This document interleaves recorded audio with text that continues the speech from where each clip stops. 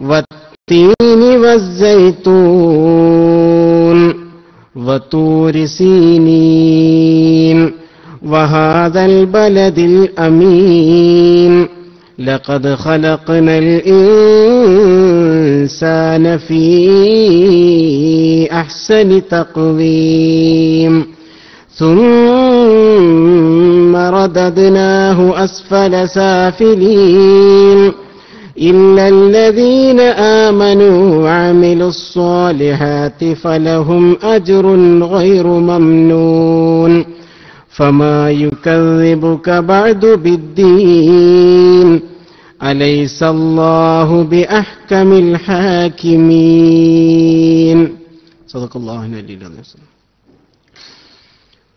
ബഹുമാനമുള്ള മുഅ്മിനീങ്ങളെ, അല്ലാഹു നമ്മുടെ ഒത്തുകൂടൽ അവന് ഇഷ്ടപ്പെട്ട ഒരു സൽക്കർമ്മമായി നമ്മിൽ നിന്ന് സ്വീകരിക്കട്ടെ. നമ്മുടെ ആയുസ്സിൽ ഒരു വർഷം കൂടി കൊഴിഞ്ഞു പോയിരിക്കുകയാണ്. 1438 ഹിജ്റ വർഷത്തെ നാം സ്വാഗതം ചെയ്യുകയാണ്. അല്ലാഹു നമുക്കൊക്കെ ഇതുപോലെ ഒരുപാട് ആണ്ടുകൾ അവനിഷ്ടപ്പെട്ട രീതിയിൽ അവനെ ഇബാദത്ത് ചെയ്ത് ജീവിക്കാൻ അല്ലാഹു നമുക്കൊക്കെ തൗഫീഖ് നൽകട്ടെ. നമ്മളോട് ദുആ കൊണ്ട് വസിയത്ത് ചെയ്തവരുടെ ഉദ്ദേശങ്ങളൊക്കെ അല്ലാഹു നിറവേറ്റി കൊടുക്കട്ടെ. പ്രത്യേകമായി ഒരു സുഹൃത്ത്, അവരുടെ പിതാവ് ശാരീരികമായ അസ്വസ്ഥതകൾ കാരണം ICUവിലാണ്, ദുആ ചെയ്യാൻ പറഞ്ഞിരുന്നു. അല്ലാഹു ശിഫ നൽകട്ടെ. അതുപോലെ നമ്മുടെ ക്ലാസ്സിനൊക്കെ വരുന്ന ഒരു സുഹൃത്ത്, അവരുടെ ഒരു ബന്ധു ദുബായിൽ കൺസ്ട്രക്ഷൻ മേഖലയിൽ ജോലി ചെയ്യുന്ന ഒരു സുഹൃത്താണ്. ലിഫ്റ്റ് തലയിൽ വീണ് വളരെ ഗുരുതരമായ രീതിയിൽ ആശുപത്രിയിലാണ്. ഡോക്ടർമാരൊക്കെ പറയുന്നത് ഇനി ഹോസ്പിറ്റലിൽ അങ്ങനെ അഡ്മിറ്റ് ചെയ്തതുകൊണ്ട് പ്രത്യേകിച്ച് കാര്യമില്ല എന്ന് പോലും പറയുന്ന ഒരവസ്ഥയിലാണ്. സംസാരിക്കുന്നുവെങ്കിലും അദ്ദേഹത്തിന്റെ ബുദ്ധിക്ക് എന്തോ തകരാറ് സംഭവിച്ചതായി പറയുന്നു. അതോടൊപ്പം നാട്ടിൽ ഗർഭിണിയായിരുന്ന അവരുടെ ഭാര്യ 2 ദിവസം മുമ്പ് പ്രസവിച്ചു. കുഞ്ഞിന് മുല കൊടുക്കാൻ പോലും കഴിയാത്ത ഒരവസ്ഥയിലാണ് അവരുമുള്ളത്. അള്ളാഹു ആ സഹോദരന് ശിഫ പ്രദാനം ചെയ്യട്ടെ. അള്ളാഹു അത്ഭുതകരമായ രീതിയിൽ അവർക്ക് അള്ളാഹു ശിഫ നൽകട്ടെ. അങ്ങനെ ആരൊക്കെ പ്രയാസം അനുഭവിക്കുന്നുവോ അവരുടെയൊക്കെ പ്രയാസങ്ങൾ അള്ളാഹു തീർത്തു കൊടുക്കട്ടെ. നാം ഇന്ന് ചർച്ച ചെയ്യുന്നത് പരിശുദ്ധ ഖുർആനിലെ 95-ാം സൂറത്തായ സൂറത്തു തീനാണ്. അതിനു മുമ്പ് ആമുഖമായി ഹിജ്റയെക്കുറിച്ച് അല്പം ചില കാര്യങ്ങൾ സംസാരിക്കുകയാണ്. അള്ളാഹു തൗഫീഖ് നൽകട്ടെ. ഹിജ്റ വർഷം എന്ന് പറയുന്നത് നബി സല്ലല്ലാഹു അലൈഹി വസല്ലം തങ്ങളുടെ ഹിജ്റയെ അടിസ്ഥാനമാക്കിയാണ് ഇസ്ലാമിക രീതിയിൽ നാം ഇപ്പോൾ വർഷം തീരുമാനിക്കുന്നത്. ഉമർ റളിയല്ലാഹു അൻഹുവിന്റെ കാലഘട്ടത്തിലാണ് ഹിജ്റ വർഷമാണ് നാം കാലം ഗണിക്കാനും തീയതികൾ നിശ്ചയിക്കാനും തീരുമാനിക്കേണ്ടത് എന്ന ഒരു രീതി വന്നത് ഉമർ റളിയല്ലാഹുവിന്റെ കാലഘട്ടത്തിലാണ്. അഥവാ ഹിജ്റ 17-ാം വർഷം. ഹിജ്റയ്ക്ക് ശേഷം പിന്നെയും 17 വർഷം കഴിഞ്ഞിട്ടാണ് ഹിജ്റ വർഷം എന്ന ഒരു സമ്പ്രദായം നിലവിൽ വന്നത്. അഥവാ നബി സല്ലല്ലാഹു അലൈഹി വസല്ലം തങ്ങളുടെ വഫാത്തിന് ശേഷം ഖുലഫാ റാഷിദുകളുടെ ഒക്കെ കാലഘട്ടത്തിലാണല്ലോ ഇസ്ലാമിന്റെ വ്യാപനം നടന്നത്. അന്ന് പല ഭാഗത്തേക്കും കത്തുകൾ അയക്കുമായിരുന്നു. അങ്ങനെ കത്തുകൾ അയക്കുമ്പോൾ ഉമർ റളിയല്ലാഹു അൻഹുവിന്റെ ശ്രദ്ധയിൽ ഒരു പരാതി വന്നു. അഥവാ ശവ്വാൽ എന്ന് എഴുതിയപ്പോൾ ഏത് ശവ്വാൽ എന്ന ഒരു ചോദ്യം ഉയർന്നപ്പോഴാണ് ഇങ്ങനെ ഒരു ചർച്ച സഹാബത്തിനിടയിൽ ഉയർന്നത്. അപ്പൊ ഉമർ ബിൻ ഖത്താബ് റളിയല്ലാഹു അൻഹു സഹാബത്തിലെ പ്രമുഖരെയൊക്കെ ഒരുമിച്ച് കൂട്ടി, നാം ഇനി എന്ത് ചെയ്യണം, വർഷം ഗണിക്കാൻ എന്ത് മാനദണ്ഡം സ്വീകരിക്കണം എന്ന ഒരു ചർച്ചയുണ്ടായി. അപ്പോ കിസ്റ രാജാവിന്റെ ജീവിതത്തിലെ ചില നിർണായകമായ സംഭവങ്ങളെ അടിസ്ഥാനമാക്കിയായിരുന്നു പേർഷ്യക്കാർ തീയതി നിശ്ചയിച്ചിരുന്നത്. നമ്മൾ എന്ത് വേണമെന്ന് ആലോചിച്ചപ്പോൾ പല ചർച്ച ഉയർന്നു. നബി സല്ലല്ലാഹു അലൈഹി വസല്ലം തങ്ങളുടെ ജനനം തീരുമാനിക്കാം എന്നൊരു ചർച്ച വന്നു. അല്ല, ചില സഹാബത്ത് പറഞ്ഞു നബി സല്ലല്ലാഹു അലൈഹി വസല്ലം തങ്ങളുടെ വഫാത്ത് മാനദണ്ഡമാക്കാം. അപ്പോൾ മറ്റു ചില സഹാബത്ത് പറഞ്ഞു വഫാത്ത് മാനദണ്ഡമാക്കാമെങ്കിലും അത് നബി സല്ലല്ലാഹു അലൈഹി വസല്ലം തങ്ങളുടെ വഫാത്ത് മുസ്ലിം ഉമ്മത്തിനെ സംബന്ധിച്ചിടത്തോളം ഒരു ദുഃഖത്തിന്റെ ദിവസം കൂടിയാണ്. അതുകൊണ്ട് അത് തീരുമാനിക്കാതെ ഹിജ്റ തീരുമാനിച്ചാലോ ഹിജ്റ മാനദണ്ഡമാക്കിയാലോ എന്ന ഒരു ചർച്ച അവസാനം ഉമർ ബിൻ ഖത്താബ് റളിയല്ലാഹു അൻഹു അംഗീകരിക്കുകയായിരുന്നു.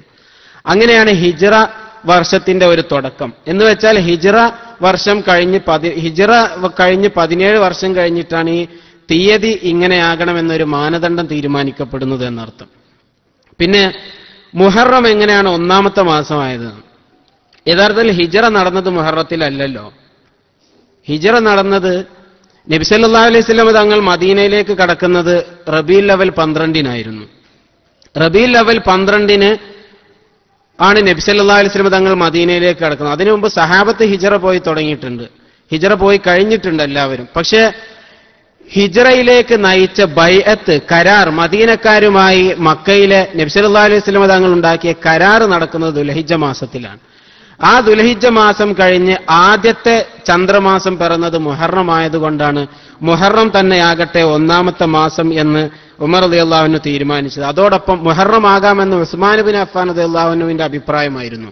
അതോടൊപ്പം ഇബ്നു അബ്ബാസ് റളിയല്ലാഹു അൻഹു പറഞ്ഞു, വൽ ഫജ്ർ വലയാലിൻ അശ്ർ എന്നിടത്ത് വൽ ഫജ്ർ എന്നാൽ അത് മുഹറം മാസത്തിലെ അഥവാ ഒരു വർഷത്തിന്റെ തുടക്കമായ മുഹറം മാസമാണ് അവിടെ ഉദ്ദേശം. അതുകൊണ്ട് മുഹറം തന്നെ ഒന്നാമത്തെ മാസമായി തീരുമാനിക്കപ്പെടട്ടെ എന്ന് മഹാനായ ഇബ്നു അബ്ബാസ് റളിയല്ലാഹു അൻഹുവിന് ഒരു അഭിപ്രായം ഉണ്ടായിരുന്നു. അപ്പൊ ഹിജറ തീരുമാനിക്കപ്പെടുന്നതിന്റെ പിന്നിലെ മറ്റൊരു കാര്യം, ഒരിക്കൽ നബി സല്ലല്ലാഹു അലൈഹി വസല്ലം തങ്ങൾ നജ്റാനിലെ ക്രിസ്തീയർക്ക് കത്തെഴുതാൻ പറഞ്ഞപ്പോ അലി റളിയല്ലാഹു അൻഹു കത്തെഴുതിയപ്പോൾ അതിൽ ഹിജ്റ 5-ാം വർഷം എന്ന് ചേർത്തു. അത് നബി സല്ലല്ലാഹു അലൈഹി വസല്ലം തങ്ങളുടെ ആശീർവാദത്തോടെ അങ്ങനെ ചേർത്തപ്പോൾ നബി സല്ലല്ലാഹു അലൈഹി വസല്ലം തങ്ങൾ അത് അംഗീകരിച്ചു എന്നാണ്. അപ്പൊ അതുകൊണ്ടാണ് യഥാർത്ഥത്തിൽ ഹിജ്റ വർഷം ഇങ്ങനെ ഗണിക്കപ്പെട്ടതിന്റെ ഒരു ചരിത്രം അറിയാൻ വേണ്ടിയാണ് ഇത്രയും കാര്യങ്ങൾ സംസാരിച്ചത്. അതോടൊപ്പം മുഹറമിന്റെ 10-ന്റെ സവിശേഷതയൊക്കെ ഇൻഷാ അല്ലാഹ് അടുത്ത ക്ലാസ്സിൽ ഉസ്താദ് പറയുമെന്ന് ഞാൻ പ്രതീക്ഷിക്കുന്നു.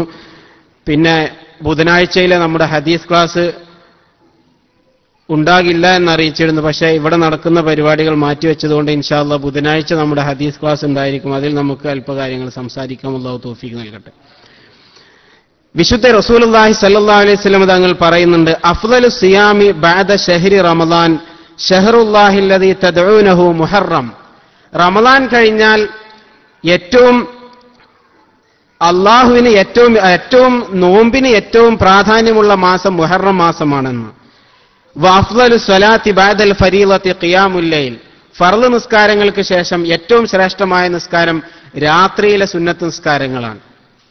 അപ്പോ റമളാൻ കഴിഞ്ഞാൽ ഒരാൾക്ക് നോമ്പ് നോൽക്കാൻ ഏറ്റവും നല്ല മാസം മുഹറം മാസമാണ്. അതുകൊണ്ട് തന്നെ ഇബ്നു ഹജർ റളിയല്ലാഹു അൻഹുവിനോട് ചില ആളുകൾ ചോദിച്ചു എന്നാണ്, ഇന്ത്യക്കാർക്ക് പ്രത്യേകിച്ചും ഒരു ആചാരമുണ്ടല്ലോ, അവർ മുഹറത്തിലെ ആദ്യത്തെ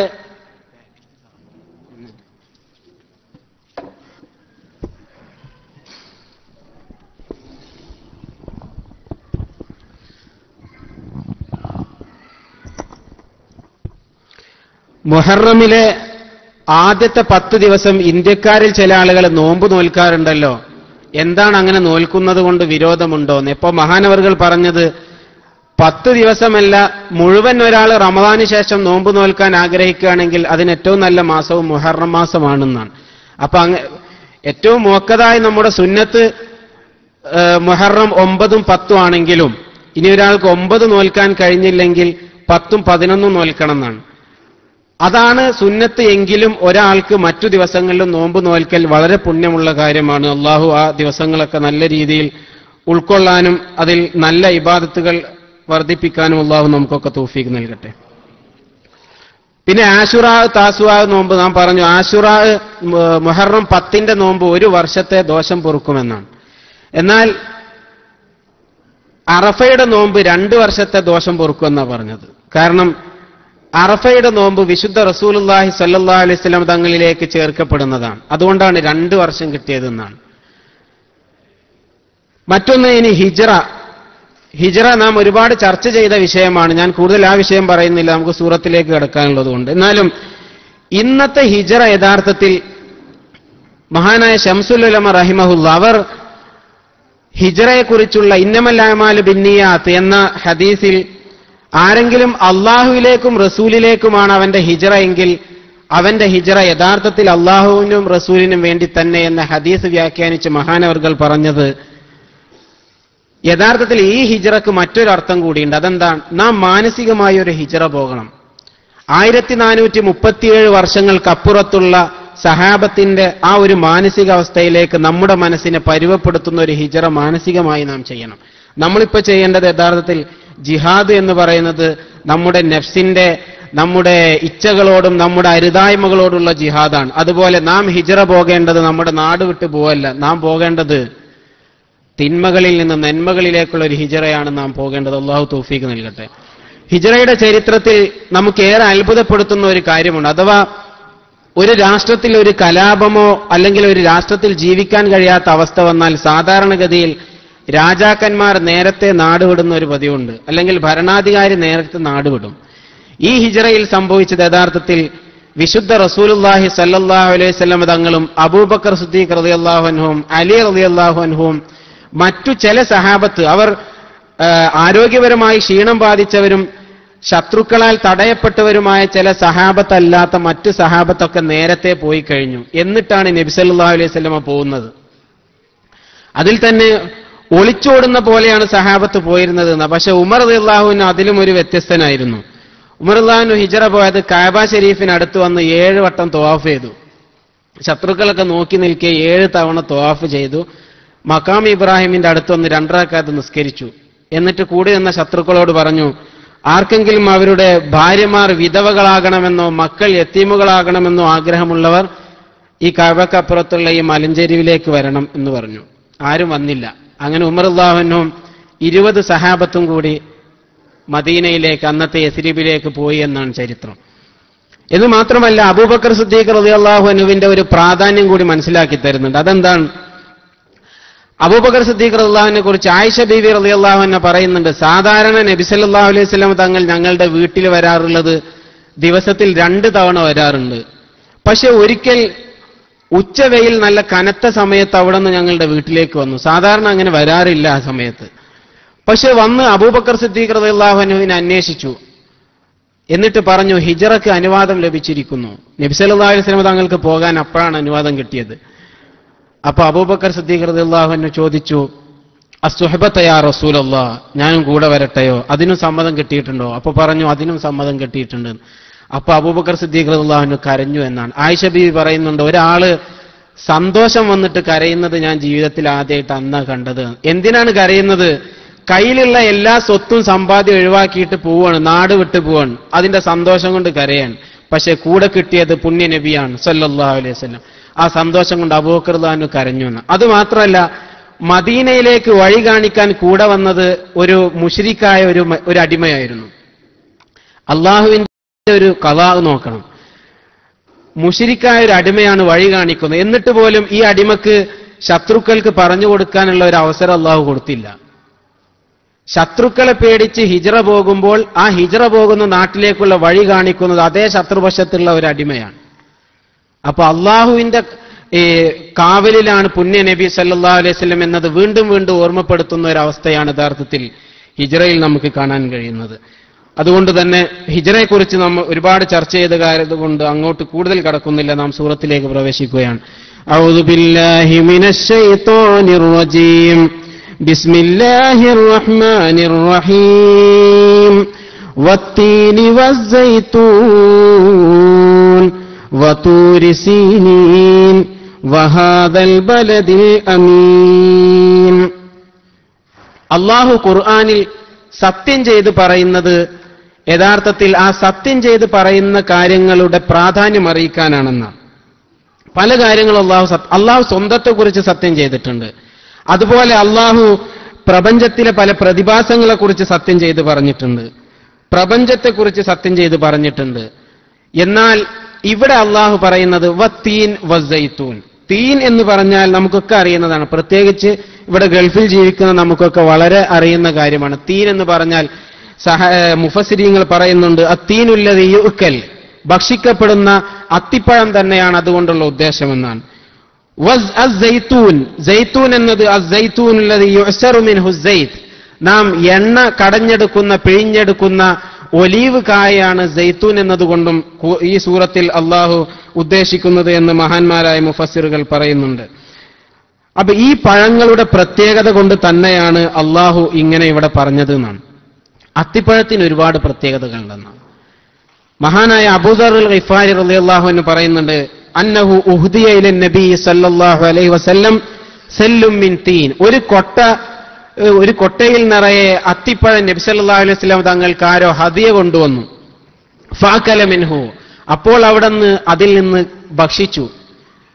വഖാല ലി അസ്ഹാബിഹി, എന്നിട്ട് തന്റെ സഹാബത്തിനോട് പറഞ്ഞു, കുലു, നിങ്ങളും കഴിക്കൂ.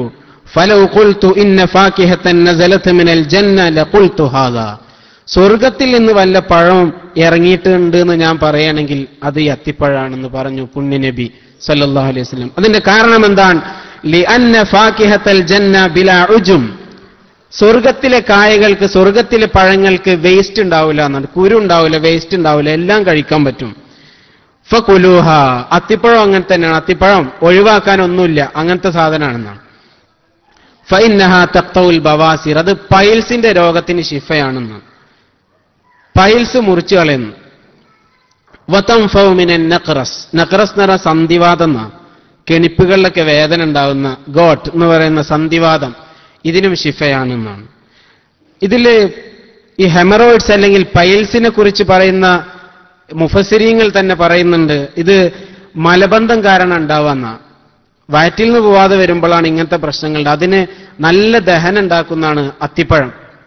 അത്തിപ്പഴം കഴിച്ചാൽ അപ്പൊ ഇങ്ങനെയുള്ള രോഗങ്ങൾക്ക് ശിഫയാണെന്ന് പുണ്യ നബി സല്ലല്ലാഹു അലൈഹി വസല്ലം തങ്ങളുടെ ഹദീസ് പറഞ്ഞിട്ട് മഹാന്മാർ രേഖപ്പെടുത്തിയിട്ടുണ്ട്. അതുപോലെ ഈ കിഡ്നി ശുദ്ധീകരിക്കും. ഇതൊക്കെ വളരെ അത്ഭുതമാണ്. ഖുർആൻ, മെഡിക്കൽ സയൻസ്, എല്ലാ ഇൽമിന്റെയും സോഴ്സ് അള്ളാഹുവിൽ നിന്ന് കിട്ടിയ വഹയാണ്, അത് ഖുർആനാണ്. അതുപോലെ മൂത്രസഞ്ചിയിലെ കല്ല് നീക്കം ചെയ്യുന്നതാണ്. ഇതൊക്കെ മഹാന്മാരായ ഉലമാ, ഇസ്ലാമിക് മെഡിസിൻ ഖുർആനിൽ നിന്നും ഹദീസിൽ നിന്നും എടുത്ത് രേഖപ്പെടുത്തി വെച്ചിരിക്കുകയാണ്. അള്ളാഹു നമുക്കൊക്കെ ആരോഗ്യകരമായ ജീവിതം തന്ന് അനുഗ്രഹിക്കട്ടെ. യുസീലു നഖഹത്തൽ ഫം, അത് വായ്നാറ്റം ഇല്ലാതാക്കുന്ന, വായ്നാറ്റം അകറ്റുന്നു. ഈ വായ്നാറ്റത്തിന്റെ പ്രധാന കാരണം വയറാണെന്ന്. അതുകൊണ്ടല്ല ലഖലൂഫു ഫമിസ്വാഇമി അത്യബു ഇൻദല്ലാഹി മിൻ റീഹിൽ മിസ്കി, പുണ്യ നബി സല്ലല്ലാഹു അലൈഹി വസല്ലം പറഞ്ഞതാണല്ലോ. നോമ്പ് നോറ്റാൽ വായ്നാറ്റം ഉണ്ടാവും. ഈ വായ്നാറ്റത്തിന്റെ കാരണം വയറ് കാലിയാവലാണ്. അതുകൊണ്ട് പല്ലിലും നാവിലൊക്കെ ഒരുപാട് അണുക്കൾ കയറുന്നതാണ്. ഈ അണുക്കളെ നശിപ്പിക്കാൻ ഈ അത്തിപ്പഴത്തിന് കഴിയുന്നതാണ്. അതുകൊണ്ട് ഈ കാരണങ്ങളെ ചികിത്സ, ഈ വായ്നാറ്റം ഒരു വല്ലാത്തൊരു അസുഖമാണ്. അപ്പൊ അത് ചിലപ്പോൾ അടുത്ത സുഹൃത്തുക്കളൊക്കെ ഉണ്ടെങ്കിൽ അത് പറഞ്ഞു കൊടുക്കണം. കാരണം ഒരാളത് പറയാൻ പ്രയാസമായിരിക്കും എല്ലാവർക്കും. പക്ഷെ അടുത്ത സുഹൃത്തുക്കൾ ഉണ്ടെങ്കിൽ അത് പറഞ്ഞു കൊടുക്കണം, എന്നിട്ടത് നീക്കം ചെയ്യണം എന്നാണ്. കാരണം പിന്നെ നമ്മളൊക്കെ സമൂഹത്തിൽ ഇടപെടുന്ന ആളുകളാണ്. ഒരാൾ ഉള്ളിയും അതുപോലെ വെളുത്തുള്ളി പോലെ ഈ വായ്നാറ്റം ഉണ്ടാക്കുന്ന സാധനങ്ങൾ തിന്നിട്ട് അത് കഴിച്ചിട്ട് ജമാഅത്തിന് പോകരുതെന്നാണ്. അത് നീക്കം ചെയ്തിട്ട് വേണം പോവാൻ. നബി സല്ലല്ലാഹു അലൈഹി വസല്ലം തങ്ങൾ തന്നെ പറഞ്ഞിട്ടുണ്ട്. ഒരിക്കൽ അബൂ അയ്യൂബിൽ അൻസാരി റളിയല്ലാഹു അൻഹു, പുണ്യ നബി സല്ലല്ലാഹു അലൈഹി വസല്ലം തങ്ങൾ ഹിജ്റ പോയപ്പോ ആദ്യം താമസിച്ച വീടാണല്ലോ. അബൂ അയ്യൂബിൽ അൻസാരി റളിയല്ലാഹു അൻഹുവിന് ഒരു പതിവുണ്ടായിരുന്നു. ഭാര്യക്കും നബി സല്ലല്ലാഹു അലൈഹി വസല്ലം തങ്ങൾക്ക് ഭക്ഷണം കൊണ്ടുപോയി കൊടുത്താൽ അത് കഴിഞ്ഞിട്ട് ഇവർ കാത്തു നിൽക്കും. ഇവർ ഭക്ഷണം കഴിക്കാതെ കാത്തു നിൽക്കും. നബി സല്ലല്ലാഹു അലൈഹി വസല്ലം തങ്ങൾ കഴിച്ച പാത്രം തിരിച്ചു കൊണ്ടുവന്നാൽ അവിടുത്തെ വിരലിന്റെ അടയാളമുള്ള ഭാഗത്ത് നോക്കിയിട്ട് അബൂ അയ്യൂബിൽ അൻസാരി റളിയല്ലാഹു അൻഹും ഭാര്യയും കൂടി ഭക്ഷണം കഴിക്കുമായിരുന്നു എന്നാണ്. ആ പുണ്യ നബിയുടെ ബർക്കത്ത് കിട്ടാൻ സല്ലല്ലാഹു അലൈഹി വസല്ലം. ഒരു ദിവസം ഭക്ഷണം കൊടുത്ത് ഇവർ രണ്ടുപേരും ഇങ്ങനെ കാത്തു നിന്നു. പക്ഷേ എത്രയായിട്ടും കുറച്ചു കഴിഞ്ഞ് ഭക്ഷണം വന്നു. പക്ഷെ നബി സല്ലല്ലാഹു അലൈഹി വസല്ലം തൊട്ടിട്ടില്ല. നബി സല്ലല്ലാഹു അലൈഹി വസല്ലം ഭക്ഷണം കഴിച്ചിട്ടില്ല. അപ്പൊ അബൂ അയ്യൂബിൽ അൻസാരി റളിയല്ലാഹു അൻഹു വല്ലാത്ത സങ്കടമായി. അപ്പൊ ചോദിച്ചു നബിയെ സല്ലല്ലാഹു അലൈഹി വസല്ലം, അതുവരെ പറഞ്ഞിട്ടില്ല ഞങ്ങൾ ഇങ്ങനെ ചെയ്യലുണ്ടായിരുന്നു. അന്ന് പറഞ്ഞു ഞങ്ങൾ സാധാരണഗതിയിൽ അവിടുത്തെ ഭക്ഷണത്തിന്റെ പാത്രം തിരിച്ചു വരുന്നത് കാത്തു നിൽക്കാറുണ്ടായിരുന്നു. അത് കിട്ടിയാൽ അവിടുത്തെ വിരല് പതിഞ്ഞ ഭാഗം നോക്കി ഞങ്ങളും കഴിക്കാറുണ്ടായിരുന്നു ബർക്കത്ത് കിട്ടാൻ വേണ്ടിയിട്ട്. പക്ഷേ ഇന്ന് അവിടെ നിന്ന് ഇതിൽ നിന്ന് തീരെ കഴിച്ചില്ലല്ലോ എന്ന് അബൂ അയ്യൂബിൽ അൻസാരി റളിയല്ലാഹു അൻഹു പരാതി പറഞ്ഞപ്പോ നബി സല്ലല്ലാഹു അലൈഹി വസല്ലം പറഞ്ഞു, കരിഹ്തു അൻ ആകുല ലി അജലിൽ മലക്കി, മലക്ക് വരുന്നത് കൊണ്ടാണ് ഞാനത് കഴിക്കാതിരുന്നത്. കാരണം ഇതിൽ ഉള്ളി ഉപയോഗിച്ചിട്ടുണ്ടല്ലോ. ഉള്ളിയും വെളുത്തുള്ളിയൊക്കെ ഉള്ള ഭക്ഷണം നബി സല്ലല്ലാഹു അലൈഹി വസല്ലം കഴിക്കലില്ലായിരുന്നു. കാരണം എപ്പോഴും മലക്കുകൾ വരാം, മലക്കുകൾക്ക് ഇഷ്ടമല്ല എന്നാണ് ഈ വാസന. മലക്കുകളുടെ സാന്നിധ്യം പ്രതീക്ഷിക്കുന്ന സമയത്ത് നല്ല അത്തർ ഉപയോഗിക്കണം, നല്ല സുഗന്ധം ഉപയോഗിക്കണം എന്നാണ്. കാരണം ഖുർആൻ ഓതുന്ന സമയത്തൊക്കെ പ്രത്യേകിച്ച് അത്തർ ഉപയോഗിക്കണം, സുഗന്ധം ഉപയോഗിക്കണം എന്ന് പറയാൻ കാരണം മലക്കുകൾക്ക് സുഗന്ധം വലിയ ഇഷ്ടമാണെന്നാണ്. സൽമാനുൽ ഫാരിസി റളിയല്ലാഹു അൻഹു വഫാത്തുള്ള സമയത്ത്, വഫാത്തിന്റെ കുറച്ചു മുമ്പ് ഭാര്യയോട് പറഞ്ഞു എന്നാണ്, എനിക്ക് ഒരു യുദ്ധത്തിൽ വനീമത്തായി കിട്ടിയ അല്പം കസ്തൂരി സൂക്ഷിച്ചു വെച്ചിട്ടുണ്ടല്ലോ, അത് കൊണ്ടുവരൂ എന്ന് പറഞ്ഞു. അങ്ങനെ ഒരു പാത്രത്തിൽ ഈ കസ്തൂരി വെള്ളം കലർത്തിയിട്ട് എന്റെ വിരിപ്പിന്റെ ചുറ്റുഭാഗത്തും കൊടയൂ എന്ന് പറഞ്ഞു. എന്നിട്ട് അബൂ അയ്യൂബുൽ അൻസാരി റളിയല്ലാഹു അൻഹു ഭാര്യയോട് പറഞ്ഞത്, ഇവിടെ അള്ളാഹുവിന്റെ ചില സൃഷ്ടികൾ വരാനിരിക്കുന്നുണ്ട്, അവർ ഭക്ഷണം കഴിക്കാറില്ല, എന്നാലോ അവർക്ക് സുഗന്ധം നല്ല ഇഷ്ടവുമാണ് എന്ന് പറഞ്ഞു മഹാനായ സൽമാനുൽ ഫാരിസി റളിയല്ലാഹു അൻഹു. അത് മലക്കുകളാണ്. മലക്കുകൾ വന്നാൽ ഈ സുഗന്ധം അവർക്കും വല്ലാത്ത ഇഷ്ടമാണ്. അപ്പൊ സുഗന്ധം ഉപയോഗിക്കണം, മലക്കുകളുടെ സാന്നിധ്യം പ്രതീക്ഷിക്കുന്നിടത്തൊക്കെ സുഗന്ധം ഉപയോഗിക്കണം എന്നാണ്. അതുപോലെ അത്തിപ്പഴത്തിന്റെ മറ്റൊരു പ്രത്യേകത പറയുന്നത് തൻഫഉ മിനൻ നഖ്റസ്, അത് സന്ധിവാതമൊക്കെ ഇല്ലാതാക്കുന്നു, അത് ശരീരത്തിലെ ബ്ലോക്കൊക്കെ ഒഴിവാക്കുന്നു, യൂറിക് ആസിഡൊക്കെ കെട്ടി നിൽക്കുന്നത് ഒഴിവാകാൻ നല്ല ഫലം ചെയ്യുമെന്നാണ് മഹാന്മാരായ മുഫസ്സിറുകൾ അടക്കം പറയുന്നത്. അതുകൊണ്ട് അതൊക്കെ ജീവിതത്തിൽ ശീലിച്ചു നോക്കുക. അത് സുന്നത്ത് കൂടിയാണല്ലോ, ഹദീസിൽ വന്നതായതുകൊണ്ട് അതനുസരിക്കാൻ വേണ്ടി ചെയ്യുന്നത് കൊണ്ട് നബി സല്ലല്ലാഹു അലൈഹി വസല്ലം തങ്ങളുടെ വാക്ക് ആ ഒരു ഇഖ്ലാസോടെ നെഞ്ചേറ്റിയതിന്റെ പ്രതിഫലം കൂടി കിട്ടും. അള്ളാഹു നമ്മയൊക്കെ അനുഗ്രഹിക്കട്ടെ. സ്വല്ലു അലൻ നബി മുഹമ്മദിൻ വ ആലി. اللهم صل على سيدنا محمد وعلى آل سيدنا محمد وبارك وسلم عليه. ഒരാൾ സ്വപ്നത്തിൽ അത്തിപ്പഴം സ്വപ്നം കണ്ടാൽ, സ്വപ്നത്തിൽ പല വ്യാഖ്യാനങ്ങളും ഉണ്ടാവുമല്ലോ, ഒരാള് സ്വപ്നത്തിൽ അത്തിപ്പഴം കഴിക്കുന്നത് കണ്ടാൽ നല്ല ഐശ്വര്യം ഉണ്ടാവുന്നതാണ്, ജീവിതത്തിൽ നല്ല ഹൈറ് കിട്ടുന്നതാണ്. പക്ഷെ ഇവിടെ തന്നെ മനസ്സിലാക്കേണ്ട ഒരു കാര്യം, ചില ആളുകൾ സ്വപ്നം കാണും, എന്നിട്ട് നമുക്കൊന്നും സ്വപ്ന വ്യാഖ്യാനിക്കാനുള്ള കഴിവില്ലല്ലോ. നമ്മൾ സ്വപ്ന വ്യാഖ്യാനത്തിന്റെ പുസ്തകം നോക്കും, സ്വപ്ന വ്യാഖ്യാനത്തിന് അതിന്റെ സാഹചര്യം നോക്കണം, കണ്ട ആളുടെ സ്വഭാവം നോക്കണം, ചിലപ്പോ കണ്ട സമയം ഇതൊക്കെ പ്രധാനമാണ്. അതറിയാൻ അള്ളാഹുവിൽ നിന്നുള്ളൊരു പ്രത്യേക കഴിവ് തന്നെ കിട്ടണം നമുക്ക്.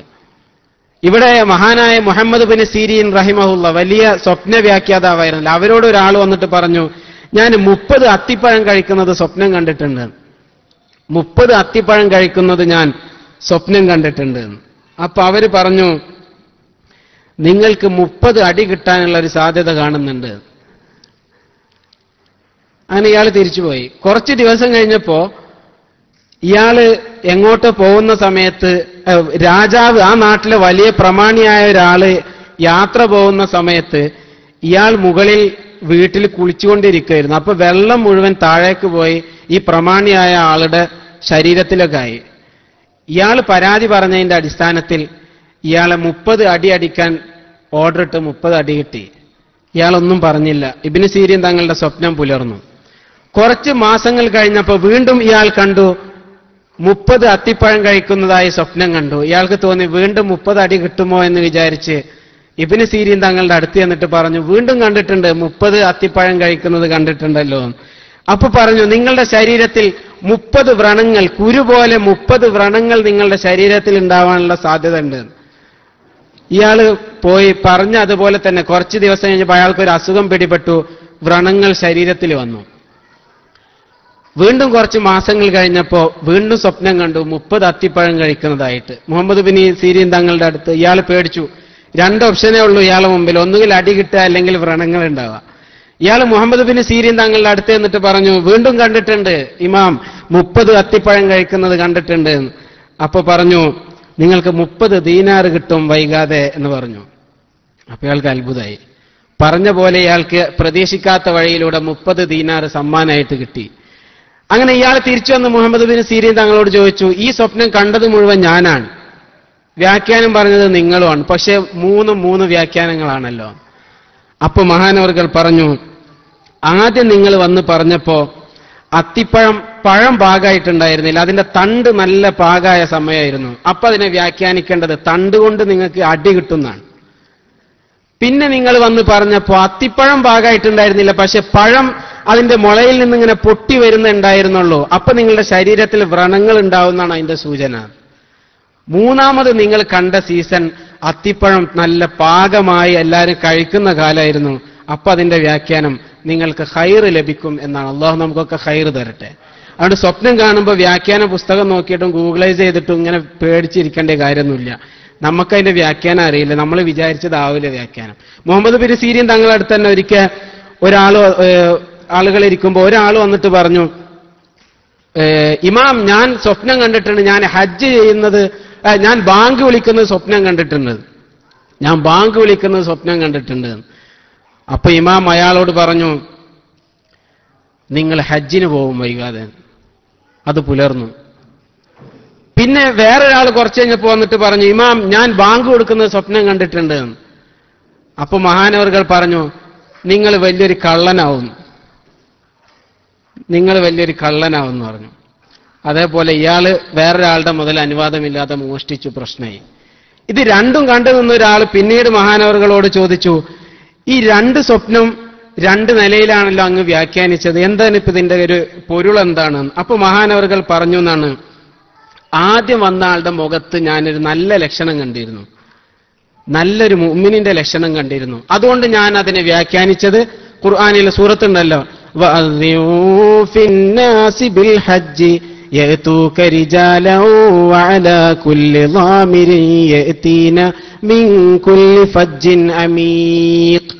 ഈ ആയത്തുകൊണ്ടാണ് ഞാൻ വ്യാഖ്യാനിച്ചത്. നല്ല ലക്ഷണം കണ്ടപ്പോൾ എനിക്ക് തോന്നി അയാൾ ഹജ്ജിന് പോകുന്നതാണ് അതിന്റെ വ്യാഖ്യാനം എന്ന് എനിക്ക് മനസ്സിലായി. അതുകൊണ്ട് അയാളെ ഹജ്ജിന് പോവുകയും ചെയ്തു. രണ്ടാമത് വന്ന ആളെ മുഖത്തൊരു കള്ളലക്ഷണം കണ്ടു. അതിനെ ഞാൻ വ്യാഖ്യാനിച്ചത്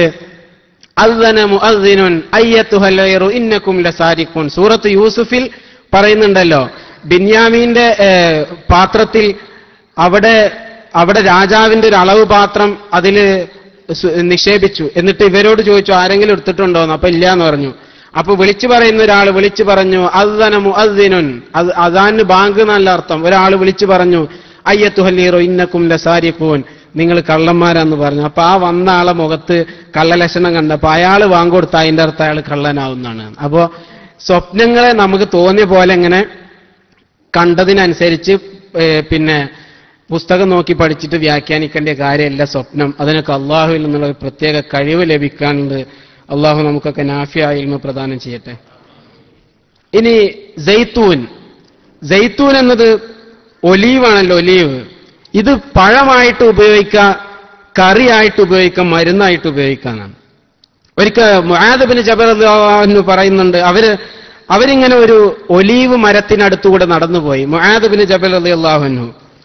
അപ്പൊ അവരതിൽ നിന്ന് ഒരു കഷ്ണം, ഒരു തണ്ട് പൊട്ടിച്ചെടുത്തു ഒലീവിന്റെ. എന്നിട്ട് അതുകൊണ്ട് വസ്താക ബിഹി, മിസ്വാക്ക് ചെയ്തു. വഖാല, എന്നിട്ട് പറഞ്ഞു, സമിഅതു നബിയ സല്ലല്ലാഹു അലൈഹി വസല്ലം, ഞാൻ നബി സല്ലല്ലാഹു അലൈഹി വസല്ലം തങ്ങൾ പറയുന്നത് കേട്ടിട്ടുണ്ട്, നിഅമ സിവാഖു സൈത്തൂൻ, സൈത്തൂന്റെ സിവാക്ക് നല്ല മുന്തിയത് തന്നെയാണ്. ഹുവ സിവാക്കി വ സിവാക്കുൽ അംബിയാഇ മിൻ ഖബ്ലി, അത് എന്റെയും എന്റെ മുമ്പുള്ള അമ്പിയാക്കളുടെയും മിസ്വാക്കായിരുന്നു എന്ന് പുണ്യ നബി സല്ലല്ലാഹു അലൈഹി വസല്ലം പറഞ്ഞു. അപ്പോ ഒലീവിന്റെ തണ്ടുകൊണ്ട് മിസ്വാക്ക് ചെയ്യലും നല്ല ഫലമുണ്ടാക്കുന്ന ഒരു കാര്യമാണെന്ന് അർത്ഥം. ഈ ഒലീവ് മരം 2000-3000 വർഷങ്ങളൊക്കെ ഉണ്ടാവുന്ന, നിലനിൽക്കുന്നതാണ്. നല്ല വരണ്ട് ഉണങ്ങിയ മരുഭൂമിയിൽ പോലും അതിന്റെ എണ്ണയുടെ ഒരു അവസ്ഥ ഉണ്ടാവുന്നതാണ് ആ മരത്തിന്. അതൊക്കെ അള്ളാഹു ഒരുപാട് അത്ഭുതങ്ങൾ ഒളിപ്പിച്ചു വെച്ച സംഭവങ്ങളാണ്. എന്തായാലും മിസ്വാക്ക് ജീവിതത്തിൽ ഒരു സുന്നത്തായി നമ്മൾ കൊണ്ടുനടക്കണം. മിസ്വാക്ക് കയ്യിൽ പിടിച്ചവനൊക്കെ സംഘടന മാറി എന്നൊന്നും വിശ്വസിക്കരുത്. അത് പുണ്യനബിയുടെ സുന്നത്താണ് സല്ലല്ലാഹു അലൈഹി വസല്ലം. നമുക്കിപ്പോ താടി നീട്ടി വളർത്തിയാലും തുണി നിര്യാണിക്ക് മേലെടുത്താലും മിസ്വാക്ക് കയ്യിൽ പിടിച്ചാലൊക്കെ നമ്മൾ ഇവ മറ്റവനാണെന്ന് തെറ്റിദ്ധരിക്കുന്ന ഒരു കാലാണ്. ഇത് പുണ്യനബിയുടെ സുന്നത്താണ് സല്ലല്ലാഹു അലൈഹി വസല്ലം. അത് നമ്മളാണ് കൊണ്ടു നടക്കേണ്ടത്. യഥാർത്ഥത്തിൽ 70ഓളം ഗുണങ്ങൾ മിസ്വാക്കിനുള്ളതായിട്ട് മഹാന്മാർ പറയുന്നുണ്ട്. 70ഓളം ഗുണങ്ങൾ. അഥവാ നിസ്കാരത്തിൽ അത് ഭൗതികമായ ഗുണങ്ങളുണ്ട്, ആത്മീയമായ ഗുണങ്ങളുണ്ട്. നിസ്കാരത്തിലേക്ക് പോകുമ്പോൾ മിസ്വാക്ക് ചെയ്ത് ഒതു കൊടുത്താൽ പോകുന്നുണ്ടെങ്കിൽ അതിന്റെ കൂലി കൂടും. നമ്മളെ മനസ്സിനും കൂടുതൽ സമാധാനം കിട്ടുന്നതാണ്. പിന്നെ നേരത്തെ പറഞ്ഞ പോലെ വായ്നാറ്റം ഇല്ലാതാക്കും. നിര വൈകിയെ ബാധിക്കൊള്ളുന്ന, നിര കുറച്ചും കൂടി വൈകും മിസ്വാക്ക് പതിവാക്കുന്ന ആൾക്കാർക്കാണ്. അതുപോലെ മുതുക് ശരിക്കും നിവർന്നു നിൽക്കാൻ സഹായിക്കും. ഇതൊക്കെ അള്ളാഹു ഇതിന്റെ ഒക്കെ പിന്നിൽ ഒരുപാട് ആരോഗ്യത്തിന്റെ രഹസ്യങ്ങൾ ഒളിപ്പിച്ചു വെച്ചിട്ടുണ്ടാവും. അത് നമുക്കറിയില്ല. ബുദ്ധിശക്തി കൂടുന്നതാണ്, ബുദ്ധിശക്തി. ഗസാലി ഇമാം റഹിമഹുല്ല അവിടുത്തെ ഇഹ്യയിൽ ഉദ്ധരിക്കുന്നുണ്ട്, കുട്ടികൾക്ക് പ്രത്യേകിച്ച് ഹിഫ്ള് വർദ്ധിക്കാൻ, മനപ്പാടാക്കാനുള്ള കഴിവ്, കുട്ടികളെ ഹാഫിലിങ്ങളാക്കാൻ ഉദ്ദേശിക്കുന്ന ആളുകളൊക്കെ പ്രത്യേകിച്ച് ശ്രദ്ധിക്കണത്. ഹിഫ്ള് നല്ല വർദ്ധിക്കാനും മനപ്പാടാക്കാനുള്ള കഴിവ് കൂടാനും കഫത്തിന്റെ ശല്യം ഇല്ലാതാവാനും ഗസാലി ഇമാം പറയുന്നുണ്ട് ചില വഴികൾ. ഒന്ന് മിസ്വാക്ക് പതിവാക്കുക എന്നുള്ളതാണ്, മിസ്വാക്ക്. മറ്റൊന്ന് വയറ് കാലിയാവാന്നുള്ളതാണ്. ഇമാം സുഹരി റളിയല്ലാഹു അൻഹു, അതിൽ തന്നെ ഇമാം സുഹരി റളിയല്ലാഹു അൻഹു വലിയ ഹദീസ് പണ്ഡിതനായിരുന്നു. ഇവർ ഖുർആൻ മനപ്പാടമാക്കിയത് 80 ദിവസം കൊണ്ടാണ്. 80 ദിവസം കൊണ്ടാണ് ഇവർ ഖുർആൻ മനപ്പാടാക്കിയത്. അപ്പൊ അതിന്റെ രഹസ്യം ചോദിച്ചപ്പോൾ അവര് പറഞ്ഞു, ഞാൻ വഖഫ് ചെയ്ത പൊതു സ്ഥലങ്ങളിലുള്ള പഴങ്ങളൊന്നും കഴിക്കാറുണ്ടായിരുന്നില്ല, പിന്നെ തേന് നന്നായി ഉപയോഗിക്കാറുണ്ടായിരുന്നു. അതായത് പിന്നെ ഹറാമാവാൻ സാധ്യതയുള്ള കാര്യങ്ങളൊന്നും മക്കൾക്ക് നമ്മൾ കൊടുക്കരുത്, നമ്മളും കഴിക്കരുത്. പക്ഷെ ഹിഫ്ളിന്റെ കാര്യത്തിൽ പ്രത്യേകിച്ച് അത് ശ്രദ്ധിക്കണം. മിസ്വാക്ക് ചെയ്ത് ശീലിപ്പിക്കണം മക്കളെ. ബ്രഷൊക്കെ ഉപയോഗിക്കാൻ ഇപ്പോഴത്തെ നമ്മളെ ഭക്ഷണക്രമമൊക്കെ ഇങ്ങനെ ആയതുകൊണ്ട് നമ്മളെ വായനാറ്റുണ്ടാവുകൊണ്ട് രാവിലെയൊക്കെ പേസ്റ്റ് കൊണ്ട് ഉപയോഗിക്കെങ്കിലും നമ്മൾ ഒതു കൊടുക്കുമ്പോഴൊക്കെ എപ്പോഴും ഈ മിസ്വാക്ക്, അറാക്കിന്റെ മിസ്വാക്ക് ഉപയോഗിക്കാൻ ശ്രദ്ധിക്കണം. അതൊരു സുന്നത്തായി കൊണ്ടു നടക്കണം. ഇതിലേറ്റവും പ്രധാനം ആത്മികമായ ചില ഗുണങ്ങളുണ്ട്. അതിലേറ്റവും വലുത് റൂഹ് ഊരുമ്പോ പ്രയാസം ഉണ്ടാവില്ല എന്നാണ്. മനുഷ്യൻ മരിക്കുന്ന സമയത്ത് അസ്രായിൽ അലൈഹിസ്സലാം റൂഹ് ഊരുന്ന സമയത്ത് എളുപ്പമുണ്ടാവുന്നു. അതുകൊണ്ടാണല്ലേ നബി സല്ലല്ലാഹു അലൈഹി വസല്ലം തങ്ങളുടെ വഫാത്തിന്റെ സമയത്ത് ആയിഷ ബീവി റളിയല്ലാഹു അൻഹ മിസ്വാക്ക് ചെയ്തു കൊടുത്തിരുന്നു. അവിടുത്തെ വായ കൊണ്ട് കടിച്ചു, എന്നിട്ട് എന്റെ ഉമിനീര് പുണ്യ നബിയുടെ ഉമിനീരുമായി കലർന്നു എന്നൊക്കെ പറഞ്ഞല്ലോ. അത് ആ സമയത്ത് റൂഹ് ഊരുമ്പോ നമുക്കൊരു പ്രയാസരഹിതമായ ഒരു അവസ്ഥ ഉണ്ടാവുന്നതാണ്. അള്ളാഹു നമുക്ക് സക്രാത്തിന്റെ വേദന എളുപ്പാക്കി തരട്ടെ. അതുകൊണ്ട് നബി സല്ലല്ലാഹു അലൈഹി വസല്ലം തങ്ങൾ തന്നെ പറഞ്ഞിരുന്നല്ലോ, എന്റെ ഉമ്മത്തിന് പ്രയാസാവെന്ന് വിചാരിച്ചിട്ടാണ്, അല്ലാന്നുണ്ടെങ്കിൽ ഇത് എല്ലാ നിസ്കാരത്തിന്റെ സമയത്തും ചെയ്യാൻ ഞാൻ കൽപ്പിക്കുകയാണ്. അറാക്ക് പിടിക്കാനുള്ള ഒരു രീതി തന്നെ, പേനുണ്ടായാലും കയ്യിൽ എന്തെങ്കിലും പിടിക്കാൻ പറ്റേ? അറാക്ക് മിസ്വാക്ക് ചെയ്യുമ്പോൾ മിസ്വാക്ക് പിടിക്കേണ്ട ഒരു സുന്നത്തിന്റെ രീതി ഉണ്ട്. അഥവാ ഈ ചെറിയ വിരലും തള്ളവിരലും അല്ലാത്ത മറ്റു വിരലുകൾ ഈ അറാക്കിന്റെ അല്ലെങ്കിൽ മിസ്വാക്കിന്റെ മേലെ ആയിരിക്കണം. ഇത് രണ്ടും താഴെ ആവണം. ഇപ്പൊ ഇത് നാം ബ്രഷ് ചെയ്യുന്ന തലഭാഗമാണെങ്കിൽ ഈ 3 വിരലുകൾ മേലെ, ഈ ചെറിയ വിരൽ താഴെ, പിന്നെ ഈ തള്ളവിരൽ ഇങ്ങനെ, തള്ളവിരലും താഴെ പിടിച്ചിട്ട് ഇങ്ങനെ വേണം മിസ്വാക്ക് ചെയ്യാൻ. ഇത് സുന്നത്താണ്. സഹാബത്തിന്റെ ഒരു രീതി പറയുന്നത് ഇങ്ങനെ മിസ്വാക്ക് ചെയ്തിട്ട് ഇടത് ചെവിയുടെ പിൻഭാഗത്ത് അവർ വെച്ചിരുന്നു എന്നാണ്. നമ്മൾ ഈ സുന്നത്ത് ചെയ്യാൻ ഇതിൽ ഓരോ മൈന്യൂട്ട് കാര്യങ്ങളിലും പുണ്യ നബിയുടെ സുന്നത്തുണ്ട് സല്ലല്ലാഹു അലൈഹി വസല്ലം.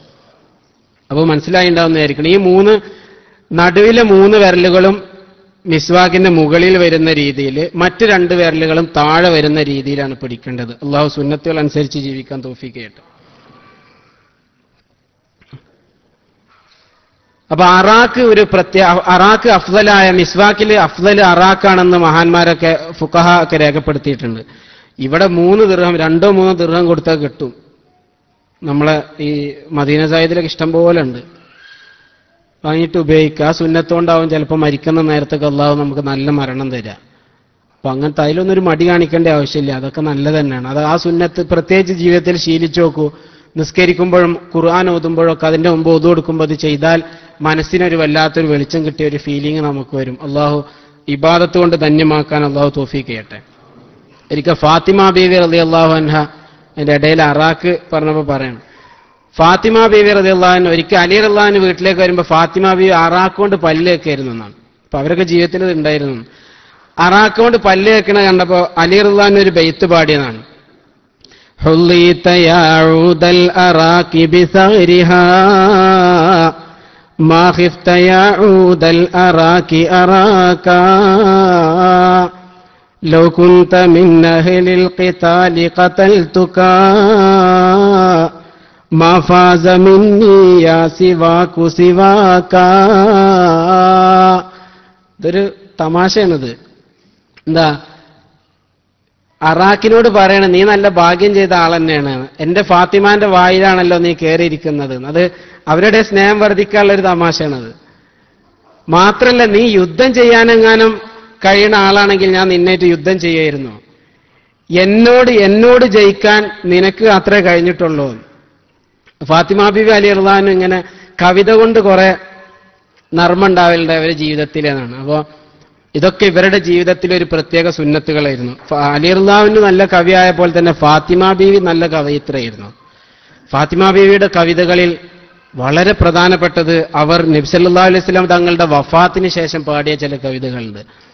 നബി സല്ലല്ലാഹു അലൈഹി വസല്ലം തങ്ങൾ വഫാത്തായതിനു ശേഷം അനസ് റളിയല്ലാഹു അൻഹു നബി സല്ലല്ലാഹു അലൈഹി വസല്ലം തങ്ങളെ തിരുശരീരം മറവ് ചെയ്തതിനു ശേഷം വന്നപ്പോ ഫാത്തിമ ബീവി ചോദിച്ചു എന്നാണ്, അത്വാബത്ത് അൻഫുസുക്കും അൻ തഹസ്സു അലാ റസൂലില്ലാഹി തുറാബ് സല്ലല്ലാഹു അലൈഹി വസല്ലം, എങ്ങനെയാണ് അനസേ എന്റെ ഉപ്പയായ പുണ്യ നബിയുടെ മേലേക്ക് മണ്ണ് വാരിയിടാൻ നിങ്ങൾക്ക് തോന്നിയത് സല്ലല്ലാഹു അലൈഹി വസല്ലം. അത് ആലോചിച്ചാൽ വല്ലാത്തൊരു കാര്യമാണ്.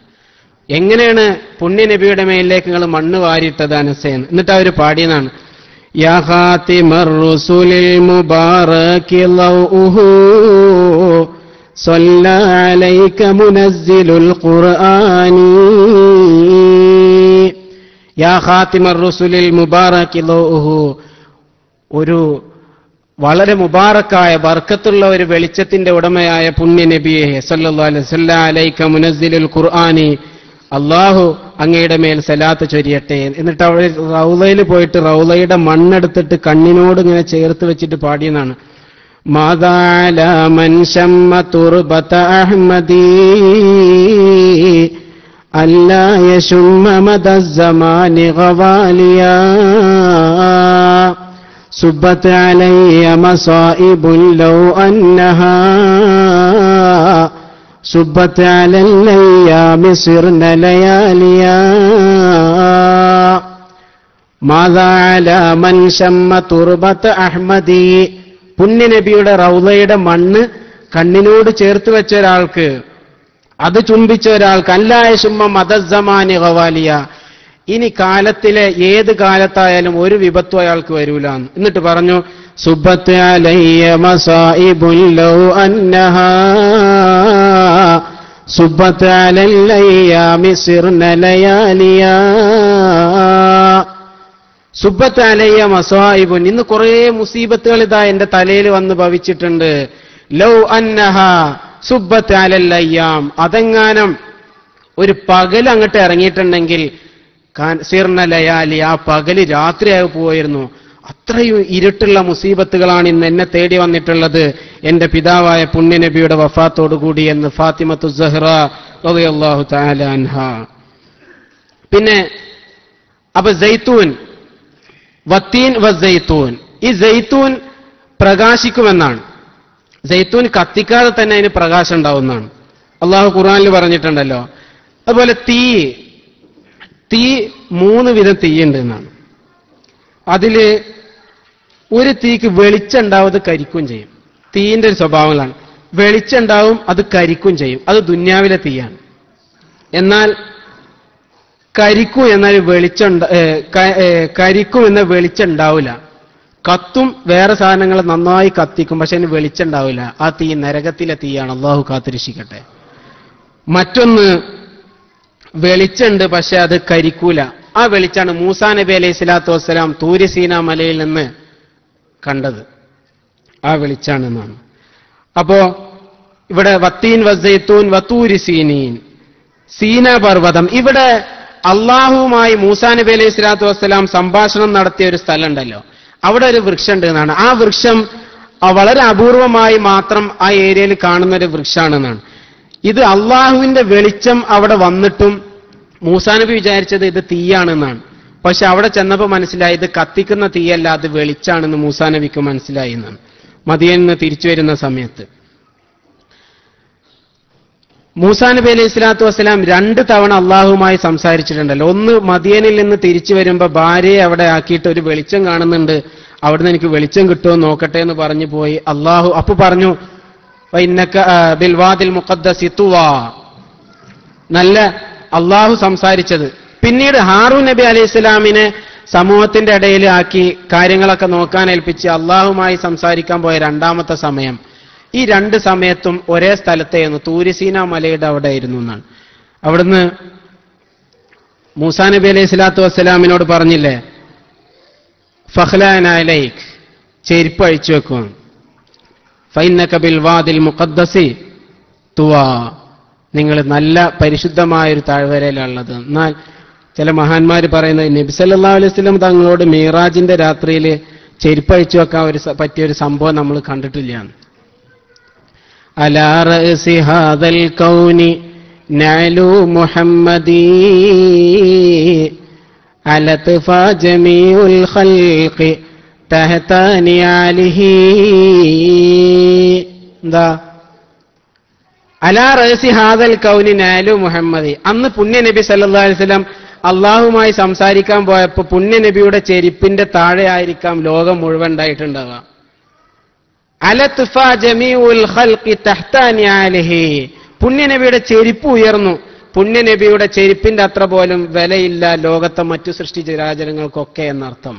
അള്ളാഹു അവിടുത്തെ സ്നേഹിക്കാൻ നമുക്കൊക്കെ തൗഫീഖ് നൽകട്ടെ. വത്തീനി വസ്സൈതൂൻ വതൂരി സീനീന വഹാദൽ ബലദിൽ അമീൻ. ഇനി അടുത്തത് പറയാനുള്ളത് ഹാദൽ ബലദിൽ അമീൻ, നിർഭയമായ ഈ നാട്. ഈ നാട് തന്നെയാണ് സത്യം, ഇത് മക്കയാണ്. ഈ മക്കയുടെ പ്രത്യേകത, ഇബ്രാഹിം നബി അലൈഹി സ്വലാത്തു വസ്സലാം 2 തവണ മക്കൾക്ക് വേണ്ടി ദുആ ചെയ്ത് 2 സമയങ്ങൾ അള്ളാഹു പറയുന്നുണ്ട്. ഒന്നെന്താ, റബ്ബി ജഅൽ ഹാദാ ബലദൻ ആമിന. ആദ്യം ഇബ്രാഹിം നബി അലൈഹി സ്വലാം ദുആ ചെയ്തിട്ടുണ്ട്, അള്ളാഹുവേ ഈ നാടിനെ നിർഭയത്വമുള്ള ഒരു നാടാക്കണേന്ന്. പിന്നെ പറയുന്നത് റബ്ബി ജൽ, ഇതിനെ നിർഭയത്വമുള്ള ഒരു നാടാക്കണമെന്ന്. രണ്ടാമത് പറഞ്ഞത് ഈ നാടിനെ നിർഭയത്തുള്ള നാടാക്കണമെന്ന്. അപ്പൊ ആദ്യം ഇബ്രാഹിം നബി ദ്വാരക്കുമ്പോൾ അത് നാടായിട്ടില്ല, വെറും പാറക്കൂട്ടങ്ങൾ മാത്രമുള്ള ഒരു സ്ഥലം എങ്ങനെയാണ് ഒരു നാടാവുക? നാടാവണമെങ്കിൽ അവിടെ ജനങ്ങൾ വേണ്ടേ? അന്ന് അവിടെ ജനങ്ങൾ ഒട്ടുമില്ല. പിന്നെ അവിടെ വന്നത് ഹാജറ ബീവിയും ഇസ്മായിൽ നബി അലൈഹി സ്വലാത്തു വസ്സലാമാണ്. പിന്നെ ചരിത്രം നമുക്കൊക്കെ അറിയുന്നതാണ്. ജുർഹും എന്നൊരു ഗോത്രക്കാര് യാത്ര പോകുന്ന വഴിയിൽ പക്ഷികൾ പറക്കുന്നത് കണ്ടു. അപ്പൊ അവർക്ക് തോന്നി ഇവിടെ വെള്ളത്തിന്റെ അംശമുണ്ട് എന്ന്. അങ്ങനെ വന്നു നോക്കിയപ്പോഴാണ് സംസം കിണർ കണ്ടത്. അങ്ങനെ അവര് ഹാജറ ബീവിയോട് വെള്ളം ഞങ്ങൾ ഉപയോഗിക്കട്ടെ എന്ന് പറഞ്ഞു. അപ്പൊ പറഞ്ഞു വെള്ളം ഉപയോഗിക്കുക, പക്ഷെ അതിന്റെ ഉടമസ്ഥാവകാശം എനിക്കായിരിക്കും. അങ്ങനെ അവർ അവിടെ ജീവിച്ചു. അതിൽ നിന്ന് ഇസ്മായിൽ നബി അലൈഹി സ്വലാത്തു വസ്സലാം വിവാഹം ചെയ്തു. അതിലാണ് പുണ്യ നബി സല്ലല്ലാഹു അലൈഹി വസല്ലം പിന്നീട് വന്നത്. അപ്പൊ പുണ്യ നബിക്ക് വേണ്ടി അള്ളാഹു ഈ മക്കയെ ഒരുക്കുകയായിരുന്നു യഥാർത്ഥത്തിൽ എന്ന് വേണം നമുക്ക് മനസ്സിലാക്കാൻ. ഈ സംസം വെള്ളത്തിന്റെ ഇത് തന്നെ അത്ഭുതകരമാണ്. കാരണം സംസം ഒരുപാട് കാലം മൂടിക്കിടക്കായിരുന്നു. പിന്നെ നബി സല്ലല്ലാഹു അലൈഹി വസല്ലം തങ്ങളുടെ ജനനത്തിന്റെ തൊട്ട് മുമ്പായിട്ട് നബി സല്ലല്ലാഹു അലൈഹി വസല്ലം തങ്ങളുടെ ഉപ്പാപ്പാക്ക് സ്വപ്നം കാണിച്ചു കൊടുത്തതാണ്, ഇങ്ങനെ ഒരു സ്ഥലത്ത് പോയിട്ട് കുഴിക്കണം. കാരണം പുണ്യ നബി വരാണ്ട് സല്ലല്ലാഹു അലൈഹി വസല്ലം, ജനങ്ങൾ ഒഴുകും, സംസം വരാണ്ട്, സംസം വേണം, ജനങ്ങൾക്ക് കുടിക്കാൻ വെള്ളം വേണം എന്നൊക്കെ അള്ളാഹു ആ സമയത്ത് അതിനു വേണ്ടി ഒരുക്കുകയാണ് സംസം കിണറിനെ. അള്ളാഹു നമ്മുടെ രോഗങ്ങൾക്ക് ശിഫ നൽകട്ടെ. സംസം വലിയ ശിഫയാണെന്നാണല്ലോ. അപ്പൊ ഈ നാടിന്റെ ഒരു പ്രത്യേകത മഹാന്മാര് പറയുന്നത്, ഒന്നതിൽ സംസം ഉണ്ട് എന്നുള്ളത് തന്നെയാണ്. സംസം കുടിച്ചാൽ ദുആ ചെയ്യുന്ന ദുആ, അല്ലാഹുമ്മ ഇന്നി അസ്അലുക ഇൽമൻ നാഫിയ വരിസ്ഖൻ വാസിഅ വശിഫാഅൻ മിൻ കുല്ലി ദാ. അല്ലാഹു നല്ല നാഫിയായ ഇൽമു തരണേ, വരിസ്ഖൻ വാസിഅ വിശാലമായ ഭക്ഷണം തരണേ, വശിഫാഅൻ മിൻ കുല്ലി ദാ എല്ലാ രോഗത്തിൽ നിന്നുമുള്ള ശമനം ഞങ്ങൾക്ക് തരണേ എന്നാണ്. അപ്പോ സംസം ഭക്ഷണമാണ്, വെള്ളമാണ്, അതോടൊപ്പം അത് ശിഫയുമാണ്. അള്ളാഹു നമുക്കൊക്കെ രോഗങ്ങൾക്ക് ശിഫ നൽകട്ടെ. ഇവിടെ ഈ സത്യം ചെയ്ത് അള്ളാഹു പറഞ്ഞ കാര്യങ്ങളൊക്കെ തീന്, സൈത്തൂന്, തൂരിസീനിൻ, ഹാദൽ ബലദിൽ അമീൻ. തൂരിസീന മല, മക്ക, ഒലീവ്, അത്തിപ്പഴം, ഇത് 4 കൊണ്ട് ഉദ്ദേശിക്കുന്നത് യഥാർത്ഥത്തിൽ ബനീ ഇസ്രായേലിൽ ഒന്ന് ഉലുൽ അസ്മിൽപ്പെട്ട 5 നബിമാരെ ഇതുകൊണ്ട് ഉദ്ദേശമുണ്ടെന്നാണ്. കാരണം അവർ വന്ന ഏരിയയാണിത്. ഇബ്നു അബ്ബാസ് റളിയല്ലാഹു അൻഹു പറയുന്നുണ്ട്, തീൻ എന്ന് പറയുന്നത് നൂഹ് നബി അലൈഹി സ്വലാമിന്റെ കപ്പൽ നങ്കൂരമിട്ട ജൂതി പർവ്വതത്തിന്റെ ആ സ്ഥലത്തിനാണ്. അവിടെ ഒരു പള്ളി ഉണ്ടാക്കിയിരുന്നു, ആ പള്ളിക്കാണ് തീന് എന്ന് പറയുന്നത്. ഇബ്നു അബ്ബാസ് റളിയല്ലാഹു അൻഹു ഒരു തഫ്സീർ പറയുന്നുണ്ട്. അതുപോലെ ബനി ഇസ്രായേലിൽ അവസാനത്തെ നബി ആയിരുന്നല്ലോ ഈസാ നബി അലൈഹി സ്വലാത്തു വസ്സലാം. ഈ അത്തിയും ഒലീവും സുലഭമായി ഉണ്ടാകുന്നത് ഷാമിലാണ്. ഷാം യഥാർത്ഥത്തിൽ ഇന്നത്തെ ഫലസ്തീൻ ഉൾപ്പെട്ട പ്രദേശമാണ്. അവിടെ വന്നത് ഈസാ നബി അലൈഹി സ്വലാമാണ്. സീനീൻ പർവ്വതം, സീനാ താഴ്വ, അവിടെ വന്നത് മൂസാ നബി അലൈഹി സ്വലാത്തു വസ്സലാമിന് വഹി കിട്ടിയ സ്ഥലമാണ്. വിശ്വസ്തമായ നാട് എന്ന് പറയുന്നത് അത് പുണ്യനബിയുടെ നാടാണ്, പുണ്യനബി ജന്മം കൊണ്ട നാടാണ് സല്ലല്ലാഹു അലൈഹി വസല്ലം. തീൻ എന്ന് പറയുന്നത് നൂഹ് നബിയിലേക്ക് ചേർത്തിട്ടാണ്. ഇവിടെ മക്ക ഇബ്രാഹിം നബിക്ക് കൂടി പ്രാധാന്യം അർഹിക്കുന്ന നാടാണല്ലോ. അതുകൊണ്ട് ഈ 5 ഉലുൽ അസ്മിൽപ്പെട്ട 5 നബിമാരുടെയും ഉൾക്കൊള്ളുന്ന ആശയാണ് അള്ളാഹു ഇവിടെ പറയുന്നത്. ഇനി അള്ളാഹു എന്താണ് സത്യം ചെയ്ത് പറയണമെന്ന്, ഇതൊക്കെ ആരോഗ്യപരമായി ബന്ധപ്പെടുത്തിയ അള്ളാഹു നമ്മൾ പറഞ്ഞു. അത്തിപ്പഴത്തിന്റെ ആരോഗ്യ ഗുണങ്ങൾ നമ്മൾ പറഞ്ഞു, ഒലീവിന്റെ ആരോഗ്യ ഗുണങ്ങൾ പറഞ്ഞു, അതുപോലെ സംസം വെള്ളത്തെ പറ്റി നാം പറഞ്ഞു, മക്കയുടെ നാടിന്റെ നിർഭയത്വത്തെ പറ്റി പറഞ്ഞു, അതുപോലെ തൂരിസീന മല, ഇതൊക്കെ വളരുന്ന തൂരിസീന മലയെക്കുറിച്ചും പറഞ്ഞു. ഇവിടുന്ന് അള്ളാഹു മനുഷ്യർക്ക് ഗൈഡൻസ് കൊടുക്കുന്ന കിതാബ് മൂസാ നബിക്ക് കൊടുത്ത് തൂരിസീന മല വെച്ചാണ്. ഇനി അള്ളാഹു എന്താണ് സത്യം ചെയ്ത് പറയുന്നത്? ലഖദ് ഖലഖ്നൽ ഇൻസാന ഫീ അഹ്സനി തഖ്വീം. നിശ്ചയം മനുഷ്യനെ ഏറ്റവും ഉദാത്തമായ, ഏറ്റവും സുന്ദരമായ രൂപത്തിലാണ് നാം സൃഷ്ടിച്ചിട്ടുള്ളത് എന്നുള്ള പറയണം. ഇത് രണ്ടർത്ഥത്തിലും അങ്ങനെ എന്നാ. ശാരീരികമായോ അങ്ങനെയാണ്, നമ്മുടെ സ്പിരിച്വലി ആൻഡ് ഫിസിക്കലി എന്ന് പറയുക, ആത്മീയമായോ അങ്ങനെ തന്നെ, ഭൗതികമായി നമ്മുടെ ശരീരം കൊണ്ടും അങ്ങനെ തന്നെ. എന്താ, മനുഷ്യന് ബുദ്ധിശക്തിയും വിവേചന ശക്തിയും ഒക്കെ അള്ളാഹു കൊടുത്തിട്ടുണ്ട്. കാരണം ഒരു സിംഹത്തെ ശരിക്കും സിംഹത്തിനൊക്കെ കൂട്ടിലിട്ട് വളർത്താൻ മനുഷ്യന് കഴിയണ്ടല്ലേ. എന്നാ സിംഹം മനുഷ്യനേക്കാൾ ശക്തിയല്ലേ. സിംഹം മനുഷ്യനെ കൂടി തല്ലുടിയാൽ നമ്മൾ കഥയിലൊക്കെ വായിച്ചിട്ടുണ്ടാവും. എന്നാൽ മനുഷ്യൻ ബുദ്ധി കൊണ്ടാണ് ഇവയൊക്കെ കീഴ്പ്പെടുത്തുന്നത്. അതുകൊണ്ട് ഈ ജീവജാലങ്ങൾക്കൊക്കെ മുകളിലാണ് മനുഷ്യനെ അള്ളാഹു സംവിധാനിച്ചിട്ടുള്ളത്. നല്ല ഈ പ്രകൃതിയിൽ ഇങ്ങനെ മുഖം നേരെ നിവർന്ന് നടക്കുന്നത് മനുഷ്യൻ മാത്രമേ ഉള്ളൂ. ബാക്കിയുള്ളതൊക്കെ ഭൂമിയിലേക്ക് കുനിഞ്ഞിട്ടാണ് നടക്കുന്നത്. അതുകൊണ്ടല്ല നമ്മൾ സുജൂദിന് ഇത്ര പ്രാധാന്യം കൊടുക്കുന്നത്. മനുഷ്യന്റെ ഏറ്റവും വന്ദിക്കപ്പെടുന്ന ഭാഗമാണ് മനുഷ്യൻ സുജൂദിൽ നിലത്ത് വെക്കുന്നത്. അതുകൊണ്ട് മനുഷ്യൻ ഈ രണ്ട് കാലിൽ ഇങ്ങനെ തല ഉയർത്തി നിവർത്തി പിടിച്ച് നടക്കുന്നത് മനുഷ്യൻ തന്നെയുള്ളൂ ഈ ജീവികളിൽ നിന്ന്. അതുകൊണ്ട് അള്ളാഹു ശാരീരികമായി മനുഷ്യനെ ഉയർത്തി. അപ്പൊ പ്രപഞ്ചത്തിലെ ഏറ്റവും നല്ല ഉദാത്തമായ രീതിയിൽ പടക്കപ്പെട്ടത് മനുഷ്യനാണ്. സല്ലു അല നബി മുഹമ്മദിൻ വആലി. അല്ലാഹുമ്മ സല്ലി അലാ സയ്യിദിനാ മുഹമ്മദിൻ വഅലാ ആലി സയ്യിദിനാ മുഹമ്മദിൻ വബാരിക് വസല്ലിം അലൈഹി. ഖാളി യഹ്യ ഇബ്നു അക്സം, ഇവര് അബ്ബാസിയ സാമ്രാജ്യത്തിലെ ഭരണത്തിന്റെ കാലത്ത് ഖാളിയായിരുന്നു, വലിയ മഹാനായിരുന്നു. ഇവരൊരിക്കൽ അവിടുത്തെ ഒരു ഭരണാധികാരി നല്ല നിലാവുള്ള രാത്രിയിൽ ഭാര്യയോടൊപ്പം ഇരിക്കുമ്പോൾ ഭാര്യയോട് പറഞ്ഞു എന്നാണ്, ഇല്ലം തകൂനി അഹ്സന മിനൽ ഖമരി ഫഅൻതി കദാ. ഈ നല്ല നിലാവുള്ള രാത്രിയിൽ 14 രാവിലെ ചന്ദ്രനേക്കാളും നല്ല ഭംഗിയുള്ളവളാവണം നീ. ഞാൻ യാത്ര പോകണം, അത് കഴിഞ്ഞ് വരുമ്പോഴേക്കും നല്ല ഭംഗിയുള്ളവളാവണം, അല്ലാന്നുണ്ടെങ്കിൽ നിന്നെ തൊലാക്ക് ചെല്ലപ്പെട്ടവളാവുമെന്ന് പറഞ്ഞു. ഇത് പണ്ഡിതന്മാരുടെ ഇടയിൽ ചർച്ച വന്നു. ചെറുശ്ശേരി ഉസ്താദിനെ പറ്റിയിട്ടൊരു തൊലാക്കിന്റെ ഒരു ഇത് കേട്ടിട്ടില്ല നിങ്ങൾ? പിന്നെ ഒരു ഭർത്താവ് ഭാര്യയോട് പറഞ്ഞു എന്നാ, നീ നിന്റെ ഉപ്പാന്റെ വീട്ടിലേക്ക് പോയാൽ നീ തൊലാക്കല്ല പെട്ടോളാണ്. അന്നൊരു രസത്തിന് പറഞ്ഞതായിരുന്നു, പക്ഷെ തമാശയും കാര്യമാവുന്ന വിഷയമാണ് എന്ത്, തലാക്ക്. അങ്ങനെ കാലങ്ങൾ കഴിഞ്ഞ് പിന്നെ ഉപ്പ മരിച്ചു. ഉപ്പ മരിച്ചപ്പോൾ പെണ്ണ് ഇതൊന്നും ആലോചിക്കാതെ പോയി കഴിഞ്ഞപ്പോഴാണ് പിന്നെ പ്രശ്നമായത്. അങ്ങനെ പണ്ഡിതന്മാർ പലരും ഫത്വ ചോദിച്ചവരൊക്കെ ഫത്വ കൊടുത്തു. എന്താ സംശയമുള്ള, ഉപ്പാന്റെ വീട്ടിലേക്ക് പോയില്ലേ, തൊലാക്ക് എല്ലാം പെട്ടു, ഇനി ഇതായിരുന്നോട്ടെ. പക്ഷെ ഉസ്താദ് പറഞ്ഞത്ര ആ പറഞ്ഞ ആൾക്കാരെയും അതിനുള്ള ആൾക്കാരൊക്കെ വിളിച്ചോട്ട് ഉസ്താദ് പറഞ്ഞു, തൊലാക്ക് ചെല്ലപ്പെട്ടിട്ടില്ല, ഇതായിരിക്കും വേണ്ട, അവരിപ്പോഴും ഭാര്യയും ഭർത്താവും തന്നെയാണ്. അപ്പൊ എന്താ കാരണം എന്ന് വെച്ചപ്പോൾ പറഞ്ഞു, എന്റെ ഉപ്പാന്റെ വീട്ടിലേക്ക് പോയത് എന്നല്ലേ പറഞ്ഞത്. ഉപ്പ മരിച്ചതോടുകൂടി ഉപ്പാന്റെ ഉപ്പാന്റെ അനന്തരാവകാശികളുടെ ഇത് ഉപ്പാന്റെ വീട്ടിലേക്കല്ല അവള് പോയത് അനന്തരാവകാശികളെ വീട്ടിലേക്കാണ്. അവിടെ തൊലാക്ക് സംഭവിച്ചിട്ടില്ല. അല്ലാഹു അവരെ ദർജ ഉയർത്തി കൊടുക്കട്ടെ. അതുപോലത്തെ ഒരു വിഷയമാണ് ഇവിടെ തൊലാക്ക്.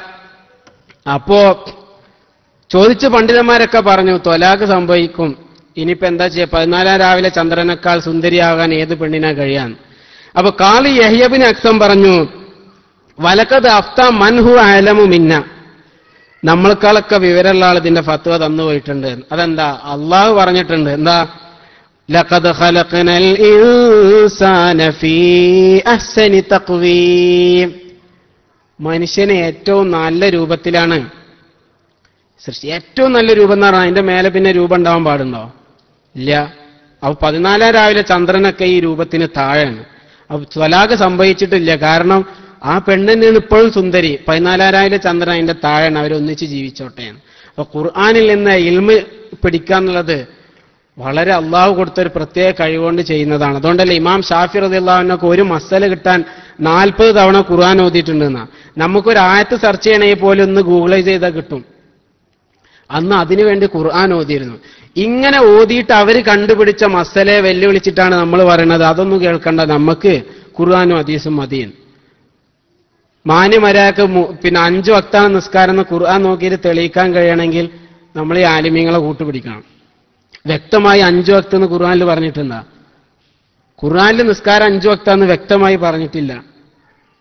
അങ്ങനെ 5 വക്ത് എന്ന് വ്യക്തമായി പറഞ്ഞിക്കണമെങ്കിൽ ആ 3 വക്ത് എന്ന് പറഞ്ഞ ആള് അടിയിൽ കിടക്കൂലായിരുന്നു. അപ്പോ അള്ളാഹുവിന്റെ കലാമ് മനസ്സിലാക്കാൻ ഒരു പ്രത്യേക കഴിവ് വേണം. അള്ളാഹു ഹിക്മത്ത് എന്ന് നമ്മളൊക്കെ അനുഗ്രഹിക്കട്ടെ. മലക്കുകളെക്കാൾ ഉത്കൃഷ്ടരാണ് മനുഷ്യർ. മലക്ക് നമ്മുടെയൊക്കെ താഴെ വരുള്ളൂ. എങ്ങനെ? മനുഷ്യൻ അള്ളാഹു വികാരം കൊടുത്തിട്ടുണ്ട്, വിവേകം കൊടുത്തിട്ടുണ്ട്. വികാരം കൊടുത്തിട്ടുണ്ട്, വിവേകം കൊടുത്തിട്ടുണ്ട്. ഇതിൽ വിവേകം കൊണ്ട് മനുഷ്യൻ ജയിക്കണം. അപ്പൊ നമുക്ക് മലക്കിനേക്കാൾ ഉയരാൻ കഴിയും. വികാരം കൊണ്ട് നമ്മൾ അടിമപ്പെട്ട് താഴ്ന്നു പോയാൽ, നിങ്ങൾ പത്രത്തിൽ വായിച്ചിട്ടുണ്ടോ, പറയാൻ തന്നെ നമുക്ക് പ്രയാസമുണ്ട്. പശുവിനെ പീഡിപ്പിച്ച യുവാവ് അറസ്റ്റ് ചെയ്യുന്നു, അല്ലേ? മൃഗത്തേക്കാൾ അതപ്പതിച്ച് ഒരു മൃഗം പോലും ചെയ്യൂല. മിണ്ടാപ്രാണികളോട് പോലെ ഇങ്ങനെ നെറികേട് ചെയ്യുന്നത് നമ്മളിങ്ങനെ അഹ്സനി തഖ്വീമിൽ അള്ളാഹു നല്ല രീതിയിൽ അള്ളാഹു പടച്ച മനുഷ്യനാണ്. ഇനി അതാണ് അള്ളാഹ് ഇപ്പൊ പറയാൻ പോണത്. എന്താണ്? സുമ്മ റദദ്നാഹു അസ്ഫല സാഫിലീൻ. പിന്നെ ഇതേ മനുഷ്യനെ നാം അധമന്മാരിൽ അധമനാക്കി, അങ്ങേയറ്റം തരം താഴ്ത്തി. അതെങ്ങനെ? അത് രണ്ട് നിലക്കും വരുന്നുണ്ട്. ശാരീരികമായിട്ടും മനുഷ്യൻ അങ്ങനെ ആവുന്നുണ്ട്, പിന്നെ മനുഷ്യൻ മാനസികമായിട്ടും ആവുന്നുണ്ട്. ശാരീരികമായിട്ടാവുന്ന എങ്ങനെ? ഒന്ന് ആത്മീയമായിട്ടാവാന്ന് പറഞ്ഞാൽ മനുഷ്യൻ നരകത്തിലെ ഏറ്റവും താഴെ തട്ടാണ് ഏറ്റവും ശിക്ഷ അർഹിക്കുന്ന ആൾക്കാർക്ക് ഉണ്ടാവാൻ, താഴെ തട്ട്. സ്വർഗത്തിൽ ഏറ്റവും ഉയർന്ന തട്ടുണ്ടാവാം. അതുകൊണ്ടല്ലേ നിങ്ങൾ സ്വർഗം ചോദിക്കുമ്പോൾ ഫിർദൗസ് ചോദിക്കണം എന്ന് പുണ്യ നബി സല്ലല്ലാഹു അലൈഹി വസല്ലം. ഫിർദൗസ് ചോദിക്കണം. എന്താ? ഫിർദൗസിന്റെ മുകളിൽ പിന്നെ അള്ളാന്റെ അർശ് മാത്രമേ ഉള്ളൂ. ഫിർദൗസിന്റെ മുകളിലെ അള്ളാഹുവിന്റെ അർശ് മാത്രമേ ഉള്ളൂ. അള്ളാഹു നമുക്ക് ഫിർദൗസ് എന്ന് അനുഗ്രഹിക്കട്ടെ. എന്നാൽ നരകം ഏറ്റവും താഴെ തട്ടിലുള്ളതാണ് ഏറ്റവും വലിയ ശിക്ഷ ഉണ്ടാവാൻ. അള്ളാഹു കാത്തുരക്ഷിക്കട്ടെ. ആ അവസ്ഥയിലേക്ക് ഇങ്ങനെ അള്ളാഹു നമ്മളെ പടക്കുമ്പോൾ നമ്മൾ ക്ലീനായൊരു പാത്രമായിരുന്നു. നമ്മുടെ മനസ്സ് നല്ല തെളിഞ്ഞതായിരുന്നു. പിന്നീട് നമ്മൾ നമ്മുടെ വികാരങ്ങൾക്ക് കടിമപ്പെട്ട് മോശമായി പോയി, കറുത്ത് മനസ്സ് മലിനപ്പെട്ടു. ഇനി ഈ മനസ്സിനെ ആദ്യത്തെ അവസ്ഥയിലേക്ക് തിരിച്ചെത്തിക്കുക എന്നുള്ളതാണ് നമ്മൾ നേരത്തെ പറഞ്ഞ ഹിജ്റ. എന്നാലേ നമ്മൾ ഈ അഹ്സനി തഖ്വീമിൽ നിലനിൽക്കുള്ളൂ. അല്ലെങ്കിൽ നമ്മൾ ഏറ്റവും താഴെ തട്ടിലേക്ക് മാറിപ്പോ. ഇത് മനുഷ്യന്റെ ജീവിതത്തിൽ കാണുന്നുണ്ടല്ലോ, ദുന്യാവിലെ ജീവിതത്തിൽ, ശാരീരിക അവസ്ഥയിൽ കാണുന്നത്. അതെന്താ? ഒരു 70 വയസ്സൊക്കെ അങ്ങോട്ട് കഴിഞ്ഞാൽ കുട്ടിത്തത്തിലേക്ക് മനുഷ്യൻ പോകുന്നതെന്നാണ്. അതുകൊണ്ടാണ് പിന്നെ 40 വയസ്സ് കഴിഞ്ഞാൽ റബ്ബി ഔസീനി അൻ അഷ്കുറ നിഅമതകല്ലത്തി അൻഅംത അലയ്യ വഅലാ വാലിദയ്യ, എനിക്കും എൻ്റെ മാതാപിതാക്കൾക്കും നീ നൽകിയ അനുഗ്രഹത്തിന് നന്ദി ചെയ്യാൻ ഞങ്ങൾക്ക് തൗഫീഖ് തരണേന്ന് ദുആ എടുക്കാൻ മഹാന്മാർ പഠിപ്പിച്ചത്. ഖുർആന്റെ ആഹ്വാനാണത്. അതെന്താ? 40 വയസ്സ് കഴിഞ്ഞാൽ മനുഷ്യന്റെ ഓരോ അവസ്ഥകളാണ്. 40 കഴിഞ്ഞാൽ പ്രത്യേകിച്ച് മാതാപിതാക്കളെ നോക്കാൻ പറയുന്നത്. അതെന്തുകൊണ്ടാണ്? 40 കഴിഞ്ഞാൽ നമുക്ക് നമ്മളായി, നമ്മളെ കുട്ടികളായി, നമ്മളെ ഭാര്യയായി, നമ്മളൊരു കുടുംബമാവും. പിന്നെ മാതാപിതാക്കളെ കെയർ ചെയ്യാൻ അധികം പ്രയാസമായിരിക്കും എന്ന് മാത്രമല്ല, അത് സ്പെഷ്യൽ കെയർ നമ്മൾ കൊടുക്കുക തന്നെ വേണം. അതുകൊണ്ടാണ് ആ സമയത്ത് ദ്വാരക്കുമ്പോൾ മാതാപിതാക്കളെ കൂട്ടി ദ്വാരക്കാൻ പറഞ്ഞത്.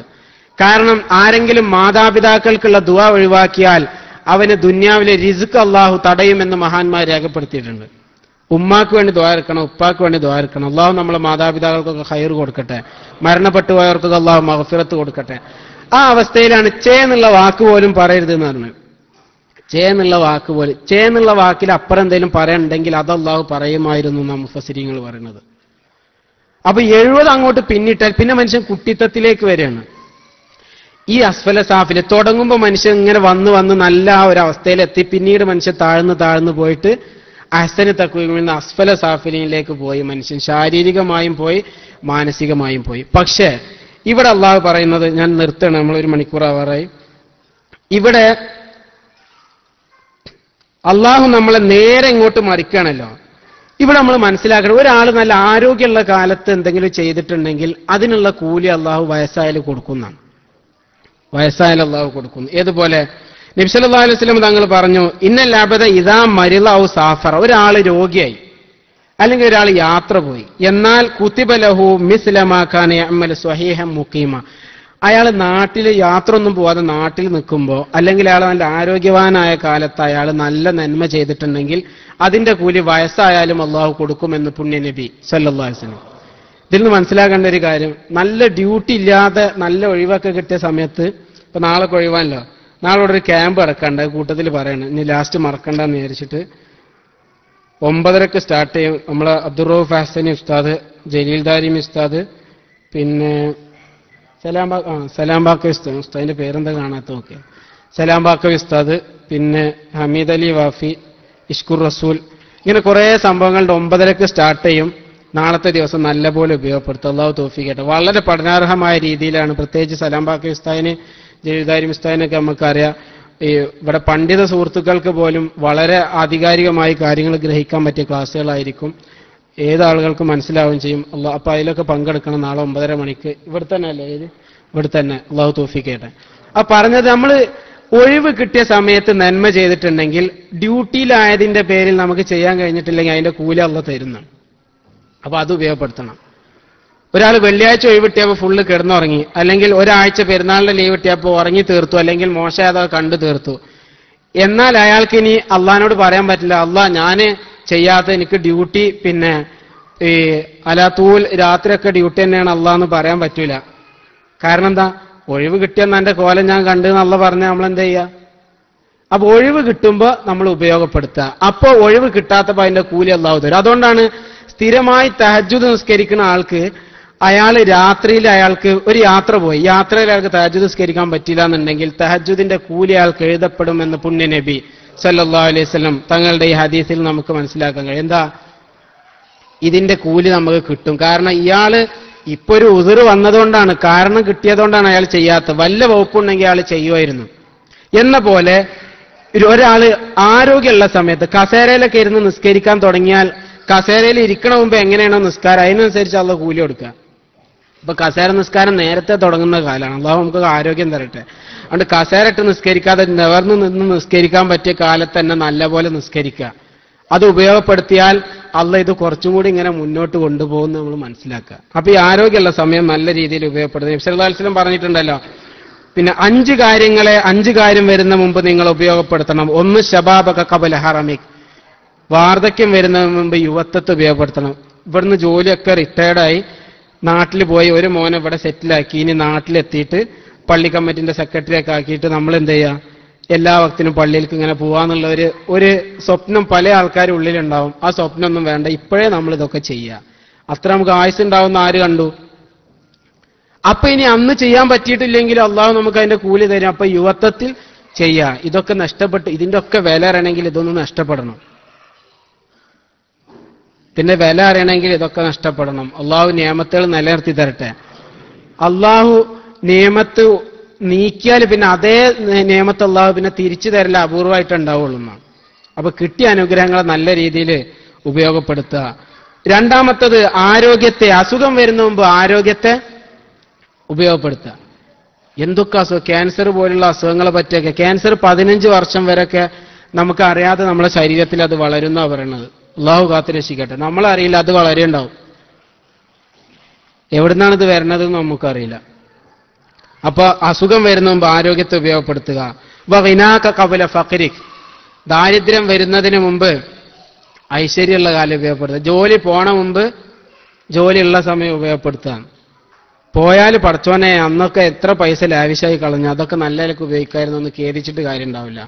വഹയാത്തക ഖബല മൗതിക്, മരണത്തിന് മുമ്പ് നമ്മുടെ ഈ ജീവിതം ഉപയോഗപ്പെടുത്തുക. മരിക്കുന്ന സമയത്ത് റബ്ബി ലൗല അഖർതനി ഇലാ അജലിൻ ഖരീബ്, കുറച്ച് സമയം തന്ന അള്ളാഹ് ഇബാദത്ത് ചെയ്തോളാം. അപ്പൊ പറയാ ല അസ്വദ്ദഖന്ന എന്നാണ്. അവിടെ ഇബ്നു അബ്ബാസ് റളിയല്ലാഹു അൻഹു പറയേണ്ടത് അത് മുഅ്മിനീങ്ങളെ പറ്റിയിട്ട് തന്നെ പറയണെന്നാ, വെറും കാഫിരീങ്ങളെ പറ്റിയല്ല. കാരണം എന്താ? ഹജ്ജിന് പൈസ ഉണ്ടായിട്ടും ഹജ്ജിന് പോവാത്ത ആൾക്കാരാണ് മരിക്കുന്ന സമയത്ത് കുറച്ചും കൂടി ദുന്യാവിലേക്ക് ആയുസ് തരുമെന്ന് ചോദിക്കാന്ന് മുഫസ്സിരീങ്ങൾ പറയുന്നുണ്ട്. അപ്പോ പൈസ ഉള്ള ആൾക്കാര് പെൺകുട്ടികളെ കെട്ടിക്കാനൊന്നും കാത്തിക്കൊന്നും വേണ്ട. പെൺകുട്ടികളെ കെട്ടിക്കണം ഹജ്ജിന് പോവാന്, ഹജ്ജ് നിർബന്ധമായി അതിന് പോവാ. മോളെ കെട്ടിക്കാനുള്ള പൈസ ഒരു കൂട്ടി ഇങ്ങനെ വെച്ച് ഹജ്ജിന് പോവാതൊക്കെ, ഹജ്ജ് നിർബന്ധമായ ഹജ്ജിന് പോവാ. മോളെ കെട്ടിക്കാൻ പൈസ വേണമെന്ന് ആര് പറഞ്ഞു? ചിലപ്പോൾ ഈ പൈസ ഒന്നും ആവശ്യം ഉണ്ടാവില്ല. ഹൈറായ രീതിയിൽ അള്ളാഹു നമുക്ക് നടത്തി തരും. അള്ളാഹു പ്രയാസങ്ങളൊക്കെ തീർത്തു തരട്ടെ. നിർബന്ധമായാൽ ആ കാര്യങ്ങൾ ചെയ്യുക. അതൊക്കെ അള്ളാഹുവിനോടുള്ള കടാണ്. അതിലൊന്നും ഒരു അമാന്തം ഒരിക്കലും ചെയ്യരുതെന്നർത്ഥം. നബി സല്ലല്ലാഹു അലൈഹി വസല്ലം തങ്ങൾ പറഞ്ഞു, നമ്മളെ അവസാനത്തെ ആയത്ത്, ഇല്ലല്ലദീന ആമനൂ വഅമിലുസ് സ്വാലിഹാത്തി ഫലഹും അജ്റുൻ ഗൈറു മംനൂൻ. ഇതിൽ അസ്ഫല സാഫിലേക്ക് മടക്കുന്നൊക്കെ പറഞ്ഞതിൽ വിശ്വസിച്ച ആൾക്കാരും അതുപോലെ നല്ല അമല് ചെയ്ത ആൾക്കാർക്ക് മുറിയാത്ത പ്രതിഫലം കിട്ടുന്ന ഇവിടെ ഒരു ഹദീസ് നബി സല്ലല്ലാഹു അലൈഹി വസല്ലം തങ്ങൾ പറഞ്ഞു, ഒരു മുഅ്മിന് മരിച്ചാൽ അവന്റെ കൂടെ ഉണ്ടായിരുന്ന 2 മലക്കുകളും ആകാശത്തേക്ക് ഉയർന്നു പോകുന്നു. എന്നിട്ട് അവർ അള്ളാഹുവിനോട് പറയും, അള്ളാഹുവേ ഇന്ന അബ്ദക ഫുലാനൻ ഖദ് മാത, നിന്റെ ഈ അടിമ മരിച്ചു പോയല്ലോ റബ്ബേ, അതുകൊണ്ട് ഫഅ്ദൻ ലനാ ഹത്താ നഅബ്ദക അല സമാഇ, ഞങ്ങള് ആകാശത്തിരുന്നിട്ട് നിനക്ക് വേണ്ടിയിട്ട് ഇബാദത്ത് ചെയ്യട്ടെ റബ്ബേ. ഫയഖൂൽ, അള്ളാഹു പറയും, ഇന്ന സമാവാത്തി മംലൂഅത്തും ബി മലായികത്തി, നിങ്ങൾ കണ്ടില്ല എന്റെ ആകാശലോകം മുഴുവൻ മലക്കുകളെ കൊണ്ട് നിറഞ്ഞിട്ടുണ്ട്. അതുകൊണ്ട് വലാകിൻ ഇദ്ഹബാ ഇലാ ഖബ്രിഹി, നിങ്ങൾ ഈ മരിച്ച സഹോദരന്റെ ഖബറിലേക്ക് പോയിക്കോളൂ. വക്തുബ ഹസനാത്തിഹി ഇലാ യൗമിൽ ഖിയാമ, ഖിയാമത്ത് നാൾ വരെ അയാളുടെ ഹസനത്തുകൾ, നിങ്ങൾ ചെയ്യുന്ന അമലിന്റെ ഒക്കെ ഹസനത്ത് ഇയാളുടെ ഏടിലേക്ക് നിങ്ങൾ എഴുതി വെച്ചോളൂ. അതാണ് ഗൈറു മംനൂൻ, മുറിയാത്ത പ്രതിഫലം അള്ളാഹു തരുമെന്ന് ഖുർആൻ പറഞ്ഞത് എന്നർത്ഥം. അള്ളാഹു അങ്ങനെ മുറിയാത്ത പ്രതിഫലം തരുന്ന ആൾക്കാരിൽ നമ്മൾ ഉൾപ്പെടുത്തട്ടെ. നമ്മൾ മരിച്ചാലും നമുക്ക് വേണ്ടിയിട്ട് അങ്ങനത്തെ മജ്ലിസുകളിലൊക്കെ ദുആ ചെയ്യുക, നമ്മളെ പറ്റിയ ആൾക്കാർ നല്ലത് പറയാം, ഇതൊക്കെ വലിയ ഖൈറല്ലേ എന്ന് നിർത്തണം. ഫമാ യുകദ്ദിബുക ബഅദു ബിദ്ദീൻ അലൈസല്ലാഹു ബിഅഹ്കമിൽ ഹാക്കിമീൻ. ഇങ്ങനെയൊക്കെ ഇതൊക്കെ കണ്ടിട്ടും പിന്നെയും അള്ളാഹുവിന്റെ പ്രതിഫലത്തെ നിഷേധിക്കുന്നത് എന്താണ്? അലൈസല്ലാഹു ബിഅഹ്കമിൽ ഹാക്കിമീൻ, അള്ളാഹു യുക്തിമാന്മാരിൽ ഏറ്റവും വലിയ യുക്തിയുള്ള ആളാണ്. നമ്മളെ ഈ പടച്ച പോലെ ഇതിനേക്കാൾ ഉഷാറായിട്ട് ഒരാൾക്ക് പടക്കാൻ കഴിയില്ല എന്ന്. ഇപ്പൊ നമുക്കിങ്ങനെ അഭിപ്രായം ഉണ്ടാവും, ഈ മൂക്ക് കുറച്ച് ഈ ഭാഗത്ത് വരികയാണെങ്കിൽ കുറച്ചും കൂടി നന്നായിരുന്നു, അല്ലെങ്കിൽ കണ്ണ് കുറച്ച് ഇങ്ങോട്ട് നീങ്ങണേ നന്നായിരുന്നു, അങ്ങനെ അഭിപ്രായം ഉണ്ടാ. ഇതൊക്കെ ആപ്റ്റായ സ്ഥലത്താണ് അള്ളാഹു ഫിറ്റ് ചെയ്തത്. ചെവി, കണ്ണ്, മഹാന്മാരൊക്കെ പറയണ്ടേ ഈ കണ്ണിന്റെ ദോഷം പെട്ടെന്ന് എഫക്റ്റ് ചെയ്യുന്നോണ്ടാവും കണ്ണ് ചെവി പോലെ സംവിധാനിക്കാതിരുന്നത്. നമുക്ക് തിരിച്ചു കളയാം, ഒരാളെ ഒരു തിന്മ ഹറാമ് കണ്ട നമുക്ക് കണ്ണ് തിരിച്ചു കളയാം, പിന്നെ കാണണ്ട. ചെവിയോ ഇവിടെ കേൾക്കുമ്പോൾ തിരിച്ചു കളഞ്ഞാലും കേൾക്കൂലേ, സൗണ്ട് ഇങ്ങോട്ട് വരൂലേ. ഈ കണ്ണിന്റെ ഹറാം പെട്ടെന്ന് ഉള്ളിൽ പതിയണോണ്ടാണ് അള്ളാഹു കണ്ണ് ഇങ്ങനെ ഓരോന്നിനും അതിൻ്റെതായ യുക്തി നമുക്ക് അറിയാത്തതൊക്കെ ഉണ്ടാവും. അപ്പൊ അള്ളാഹു നമ്മളെ പടച്ചത് എത്ര അത്ഭുതകരമായ രീതിയിലാണ്. ഇല്ലായ്മയിൽ നിന്നാണല്ലോ അള്ളാഹു പടച്ചത്, ഒന്നും അല്ലായിരുന്നു നമ്മൾ, ഒന്നും അല്ലായിരുന്നു. ഇല്ലായ്മയിൽ നിന്ന് നമ്മളെ അള്ളാഹു പടച്ചു. അള്ളാഹു ഇത്ര ആയുസ് നമുക്ക് തന്നു. ഈ ആയുസിന് നമ്മൾ അള്ളാഹുവിന് ശുക്ർ ചെയ്യണം. അതാണ് ഇത് പറയുമ്പോ ബലാവാന അലാദാലിക്കമിൻ ഷാഹിദീൻ, ഈ ആയത്ത് കേൾക്കുമ്പോ, ഈ ആയത്ത് ഓതുമ്പോ ഇത് പറയൽ സുന്നത്താണെന്ന് മഹാന്മാർ പഠിപ്പിച്ചിട്ടുണ്ട്. ഇനി ഈ സൂറത്ത് മൻ ഖറഅ ഹാദിഹി സൂറ അഅതാഹുല്ലാഹു ഖസ്ലത്തൈൻ, ഈ സൂറത്ത് തീൻ ഒരാൾ ഓതിയാൽ അയാൾക്ക് അള്ളാഹു രണ്ട് കാര്യം കൊടുക്കുന്നതാണ്. ഒന്ന് ആഫിയത്തും കൊടുക്കും, യഖീനും കൊടുക്കും. ഈമാനും കൊടുക്കും, ആഫിയത്തും കൊടുക്കും. അതെന്താ? ഈമാൻ നമ്മൾ പറഞ്ഞത് ആന്തരികമായ കഴിവാണ്, അതും ഈ സൂറത്തിൽ പ്രതിപാദിച്ചിട്ടുണ്ട്. ആഫിയത്ത് ശാരീരികമായ കഴിവാണ്, അതും ഈ സൂറത്തിൽ പ്രതിപാദിച്ചിട്ടുണ്ട്. ഞാൻ പറയല്ലേ, നമ്മളെ ഏറ്റവും വലിയ നിഅമത്ത് ഹിദായത്താണ്. അതുകൊണ്ടാണ് നമ്മൾ കുനൂത്തിൽ അല്ലാഹു മഹ്ദിന ഫീമൻ ഹദൈത്ത് എന്ന് പറഞ്ഞത്. പിന്നുള്ള നിയമം, കാരണം അത് ഈമാനാണ്, യഖീൻ. ഈമാനിൽ ഉറച്ചു നിർത്തണം, യഖീനിൽ ഉറപ്പിച്ചു നിർത്തണം. രണ്ടാമത്തെ നിയമത്തെ ഏതാണ്? അല്ലാഹു മഹ്ദിന ഫീമൻ ഹദൈത്ത് വആഫിന ഫീമൻ ആഫൈത്ത്, ആരോഗ്യം തരണേ. ആരോഗ്യം ഈ സൂറത്തിലുണ്ട്. ഈ രണ്ട് കാര്യങ്ങളും ഈ സൂറത്തിൽ ഉൾക്കൊണ്ടിട്ട്, അത് ഈ സൂറത്ത് ഓതുന്ന ആളുകൾക്ക് ഇത് രണ്ടും അള്ളാഹു കൊടുക്കുന്നതാണ്. പ്രത്യേകിച്ച് പറയണ ആഫിയത്തിന് വേണ്ടി എപ്പോഴും ദ്വാരക്കണം. നബി സല്ലല്ലാഹു അലൈഹി വസല്ലം തങ്ങൾ പറഞ്ഞു, ബാങ്കിന്റെയും ഇഖാമത്തിന്റെ ഇടയിൽ ദ്വാരുന്നാൽ ഉത്തരമുണ്ടെന്ന് പുണ്യ നബി സല്ലല്ലാഹു അലൈഹി വസല്ലം. അപ്പൊ സഹാബത്തിൽ ചിലർ ചോദിച്ചു, അങ്ങനെ ബാങ്കിന്റെ ഇടയിലും ഇഖാമത്തിന്റെ ഇടയിലും ദ്വാരുന്ന ഉത്തരണ്ടേ നബി, എന്താ ചോദിക്കാൻ നല്ലത്? അപ്പൊ പറഞ്ഞു, സല്ലല്ലാഹുൽ ആഫിയ, നിങ്ങൾ അള്ളാഹുവിനോട് ആഫിയത്ത് ചോദിച്ചോളൂ എന്ന് പുണ്യ നബി സല്ലല്ലാഹു അലൈഹി വസല്ലം. ആഫിയത്ത് എപ്പോഴും അള്ളാഹിനോട് ചോദിക്കണം. മനസ്സൊക്കെ എങ്ങനെയാണെങ്കിലും മനുഷ്യൻ തളർന്നാൽ കഴിഞ്ഞില്ലേ, നമ്മളെല്ലാം കഴിഞ്ഞു. പിന്നെ മനസ്സിന് നല്ല ബലമുള്ളവർക്ക് പിടിച്ചു നിൽക്കാൻ കഴിയുള്ളൂ. അള്ളാഹു നമുക്ക് മനസ്സിനും ശരീരത്തിനൊക്കെ അള്ളാഹു നമുക്ക് ആഫിയത്ത് തരട്ടെ, ദീർഘായുസ് ആഫിയത്തൊക്കെ അള്ളാഹു തരട്ടെ. നിർത്താണ് ഇൻഷാ അല്ലാഹ്. ഇനിയുള്ള ദിവസങ്ങൾ മഹാന്മാര് 3-10 മഹാന്മാര് നല്ല ആദരിച്ചിരുന്നു എന്നാണ്. അതിലൊന്ന് കഴിഞ്ഞു പോയി നമ്മുടെ ദുൽഹിജ്ജയിലെ ആദ്യത്തെ 10 ദിവസങ്ങൾ, മറ്റൊന്ന് റമദാനിലെ അവസാനത്തെ 10 എന്ന പോലെ മഹാന്മാർ ആദരിച്ചിരുന്ന ഒരു 10 തന്നെയാണ് മുഹറമിലെ 10 ദിവസം എന്നാണ്. അതുകൊണ്ട് ഈ ദിവസങ്ങളിൽ പ്രത്യേകിച്ച് ഒരു വർഷത്തിന്റെ തുടക്കമാണ്, നമ്മളെപ്പോഴും ഒരു ആത്മവിചിന്തനം നടത്തണം. ഇത് എനിക്ക് ഇത്ര വർഷങ്ങൾ കഴിഞ്ഞു പോയല്ലോ റബ്ബെ ജീവിതത്തിൽ, ഇനിയെങ്കിലും ഞാനൊരു ഇന്നലത്തേതിനേക്കാൾ അതായത് ഇന്നലത്തേനേക്കാൾ നന്നാവണം. അപ്പോഴാണ് മനുഷ്യ ഉഷാറാവുന്നത്. ഇന്നലെ ചെയ്യാത്തൊരു നന്മ ഇന്ന് കൂടുതൽ ചെയ്യണം. നന്മ ചെയ്യാ, ഇപ്പൊ നമ്മൾ നേരത്തെ പറഞ്ഞ മിസ്വാക്ക് ഉപയോഗിക്കുക, ഇത്ര ചെറിയ സുന്നത്താ, പക്ഷെ എന്ത് കൂലിയിട്ടും ചെയ്യുന്ന എന്ത് കാര്യങ്ങളും സുന്നത്ത് വെച്ച് ചെയ്യുക. അതായത് ഷർട്ട് ഏതായാലും ഇടണം, അപ്പൊ വലത്തെ കൈ ആദ്യം ഇടാം. ചെരുപ്പ് ഏതായാലും ധരിക്കണം, ഏതായാലും ചെരുപ്പ് ഇടും, അല്ലെങ്കിൽ ഷൂ ധരിക്കും, വലത്തത് ആദ്യം ഇടുക. ഇത് സുന്നത്താന്ന് മനസ്സിൽ, ഇത് പുണ്യ നബി സല്ലല്ലാഹു അലൈഹി വസല്ലം ചെയ്തതാന്ന് വിചാരിച്ചാൽ ചിലപ്പോൾ നമ്മളെ നന്മയും തിന്മയും തൂക്കുമ്പോ തിന്മ ഇങ്ങനെ നന്മ തൂങ്ങാതെ ഇങ്ങനെ നിൽക്കുന്ന സമയത്താവും ഏതോ ഒരു സമയത്ത് ഓഫീസിൽ പോകുമ്പോൾ പടച്ചോനെ ഞാൻ നബി സല്ലല്ലാഹു അലൈഹി വസല്ലമ പിന്നെ പറഞ്ഞതാണല്ലോ, നബി സല്ലല്ലാഹു അലൈഹി വസല്ലമ വലത്തെ കാലല്ല ആദ്യം ഇട്ടിരുന്നത്, ഞാൻ വലത്തെ കാലം ഇടട്ടെ എന്ന് വിചാരിച്ച കൂലി വന്നിട്ട് നമ്മുടെ നന്മ താഴുകയും സ്വർഗത്തിലേക്ക് പോകാൻ ചെയ്യാൻ പറ്റും. അപ്പൊ ഏത് നന്മയും നിസ്സാരാക്കരുത്. ചെറിയ ചെറിയ കാര്യങ്ങൾ കൊണ്ട് നമുക്ക് സ്വർഗം നേടാൻ പറ്റും. അതേപോലെ ചെറിയ ചെറിയ തിന്മകൾ കൊണ്ട് ചിലപ്പോൾ നമ്മൾ അള്ളാഹുവിന്റെ മഹാന്മാരെ ധിക്കരിക്കുന്നത് പോലുള്ള ചില കാര്യങ്ങൾ ചെയ്താൽ നമ്മൾ ആക്കിബത്ത് മോശമാവും ചെയ്യും. അള്ളാഹു നമ്മൾ ആക്കിബത്ത് നന്നാക്കി മരിപ്പിക്കട്ടെ. ദുആ ചെയ്യാൻ പറഞ്ഞ എല്ലാ ആളുകളുടെയും മനസ്സിലെ ഉദ്ദേശങ്ങൾ അള്ളാഹു നിറവേറ്റി കൊടുക്കട്ടെ.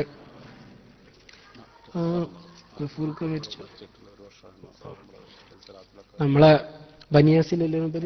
ബനിയാസിലെ ഗഫൂർക്ക മരിച്ചിട്ട് മുഹറം 1 ഒരു വർഷം. ഇതുപോലത്തെ നമ്മളെ സദസ്സിലേക്ക് എപ്പോഴും കാണുന്ന മുഖമായിരുന്നു. ഒരു വർഷം ഞാൻ ഓർക്കുന്നുണ്ട്, ഹദീസ് ക്ലാസ്സിൽ അവർ മരിക്കുന്നതിന് മുമ്പ് ഞാൻ കണ്ടത്, ഹദീസ് ക്ലാസ്സിൽ ഒരു ദുആന്റെ സമയത്ത് കയറി വന്നു അദ്ദേഹം. ക്ലാസ്സിന് നിൽക്കാതെ അവിടെ എന്തോ മീറ്റിംഗ് ഉണ്ടായിരുന്നു. ഒരു ദുആയുടെ സമയത്ത് കയറി വന്നു ഗഫൂർക്ക്. എന്നിട്ട് ദുആയിൽ പങ്കെടുത്തു. അത് കഴിഞ്ഞിട്ട് സംസാരിക്കുകയൊക്കെ ചെയ്തു. പിന്നെ ആ മനുഷ്യനെ കണ്ടിട്ടില്ല, മരിച്ചെന്നുള്ള വാർത്തയെ കേട്ടത്. അള്ളാഹു വരെ ഖബറിൽ ഖുർആന്റെ വെളിച്ചം കൊടുക്കട്ടെ. ഇതുപോലത്തെ സദസ്സുകളുടെ ഒക്കെ എപ്പോഴും ഉള്ള ഒരു സാന്നിധ്യമായിരുന്നു. നമ്മളൊക്കെ വലിയൊരു സഹായി കൂടിയായിരുന്നു. അള്ളാഹു വരെ ഖബറിൽ സന്തോഷം കൊടുക്കട്ടെ, ജോലിയിൽ തടസ്സം നീങ്ങിക്കട്ടെ. ഒരുപാട് ആൾക്കാർ ജോലിയിലെ പ്രയാസം അനുഭവിക്കുന്നുണ്ട്. അള്ളാഹു എല്ലാവരുടെയും പ്രയാസങ്ങൾ തീർത്തു കൊടുക്കട്ടെ. വസ്വാസിന്റെ ശല്യം പിടിപെട്ട് വർഷങ്ങളായി വസ്വാസിന്റെ അസുഖം മാറിക്കിട്ടാൻ. വസ്വാസ് ഒരു വല്ലാത്ത സംഭവം തന്നെയാണ്. വസ്വാസിനായിട്ട് പ്രത്യേക ശൈത്താൻ എന്നാണ്. വലഹാൻ എന്ന് പറഞ്ഞിട്ടാണ് ഒദുവിന്റെ ശൈത്താന്റെ പേര്, വലഹാൻ. നിസ്കാരത്തിന് വേറെ ശൈത്താൻ. ഇങ്ങനെ പഴപ്പിക്കാൻ ശൈത്താന്മാരുണ്ട്. വസ്വാസ് ശൈത്താൻ എന്നുള്ളതാവില്ല. എന്നാൽ നല്ല ചില വസ്വാസ് ഉണ്ട്. അബൂബക്കർ റളിയല്ലാഹു അൻഹു പിന്നെ നബി സല്ലല്ലാഹു അലൈഹി വസല്ലം തങ്ങളോട് ഇങ്ങനെ പറഞ്ഞു, വസ്വാസ് ഉണ്ടല്ലോ നബിയാണ്. അപ്പൊ പറഞ്ഞു, അത് കള്ള എന്തെങ്കിലും കിട്ടുന്ന പ്രതീക്ഷയുള്ളടത്തല്ലേ കയറുള്ളൂ എന്ന്. അപ്പൊ അങ്ങനത്തെ വസ്വാസ് ഉണ്ട്. പക്ഷെ വസ്വാസ് ഒരു പരിധി വിട്ടു കഴിഞ്ഞാൽ അത് വല്ലാത്തൊരവസ്ഥയിലെത്തും. അപ്പൊ അള്ളാഹു മനസ്സിന് ഉറപ്പ് കൊടുക്കട്ടെ. ആ വസ്വാസും പിന്നെ വേറെ കുറെ പ്രശ്നങ്ങളൊക്കെ എഴുതിയിട്ടുണ്ട്. അള്ളാഹു അവർക്കൊക്കെ അതിനൊക്കെയുള്ള ശിഫ അള്ളാഹു കൊടുക്കട്ടെ. നമ്മുടെ ഒരു പ്രവർത്തകന്റെ അമ്മാവന്റെ മകൾ ഇന്നലെ ആക്സിഡന്റ് കാണപ്പെട്ടു. അള്ളാഹുക്ക് മഗ്ഫിറത്ത് കൊടുക്കട്ടെ. 14 വയസ്സുള്ള സഹോദരി, അള്ളാഹു കുടുംബത്തിന് ക്ഷമ കൊടുക്കട്ടെ. ഓപ്പറേഷൻ കഴിഞ്ഞ് ഉമ്മാക്ക് വേണ്ടി ദുആ ചെയ്യാൻ അള്ളാഹു ശിഫ കൊടുക്കട്ടെ. പുതിയ ജോലി ശരിയായി കിട്ടാൻ അള്ളാഹു ഖൈറായ രീതിയിൽ ശരിയായി കൊടുക്കട്ടെ. ഇന്ന് മരണപ്പെട്ട മൊയ്തീൻ എന്ന സഹോദരന് വേണ്ടി അള്ളാഹു മഗ്ഫിറത്തും മർഹമത്തും കൊടുക്കട്ടെ. ഒരു ഹമദ് അബ്ദുള്ള എന്ന യമനി സഹോദര ഐസിയുലാണ്, അള്ളാഹു ശിഫ കൊടുക്കട്ടെ. ജുബൈർ ഹുദവി കോഡൂർ അത്യാസന്ന നിലയിലാണ്, ആശുപത്രിയിലാണ്, അള്ളാഹു ശിഫ കൊടുക്കട്ടെ. ജോലി നഷ്ടപ്പെടുന്ന ഭീഷണിയിലാണ്, അള്ളാഹു ഖൈർ പ്രദാനം ചെയ്യട്ടെ. വല്യമ്മക്ക് സുഖമില്ല, ദ്വാരക്കാൻ പറഞ്ഞിട്ട് അള്ളാഹു ശിഫ കൊടുക്കട്ടെ. എല്ലാ പ്രശ്നത്തിനും അള്ളാഹു പരിഹാരം ചെയ്തു തരട്ടെ. അള്ളാഹ്ക്ക് പ്രയാസമുള്ള ഒന്നുമില്ലല്ലോ. ദ്വാരക്കലാണ് നമ്മളെ വഴി. അദ്ദുആ സിലാഹുൽ മുഅ്മിൻ. പുണ്യ നബി സല്ലല്ലാഹു അലൈഹി വസല്ലമ ദുആയിലാണ് കാര്യം. ദുആക്ക് തടുക്കാൻ എന്തിനും കഴിയും. ചെറുശ്ശേരി സാധാരണ എപ്പോഴും ഓർമ്മപ്പെടുത്താറുള്ള ഒരു കാര്യമായിരുന്നു, ദുആ എന്നുള്ളത് ഇറങ്ങിയ ഖളാഇനും തടുക്കും, ഇറങ്ങാനുള്ള ഖളാഇനും തടുക്കുന്നതാണ്. ഇറങ്ങാനുള്ള പ്രയാസത്തെയും തടുക്കും, പിന്നെ ഇറങ്ങിയ പ്രയാസത്തെയും തടുക്കുന്നതാണ്. അപ്പോൾ നമ്മൾ ദുആ ഇറക്കുക, അള്ളാഹു നമ്മളെ ദുആ ഒക്കെ സ്വീകരിക്കട്ടെ. ഹദീസ് ക്ലാസ് ഇൻഷാ അല്ലാഹ് നമ്മൾ ബുധനാഴ്ച ഹദീസ് ക്ലാസ് ഇല്ലാന്ന് പറഞ്ഞിരുന്നു. ഇൻഷാ അല്ലാഹ് ഉണ്ടാവും ബുധനാഴ്ച ഇശാഇന്റെ ശേഷം.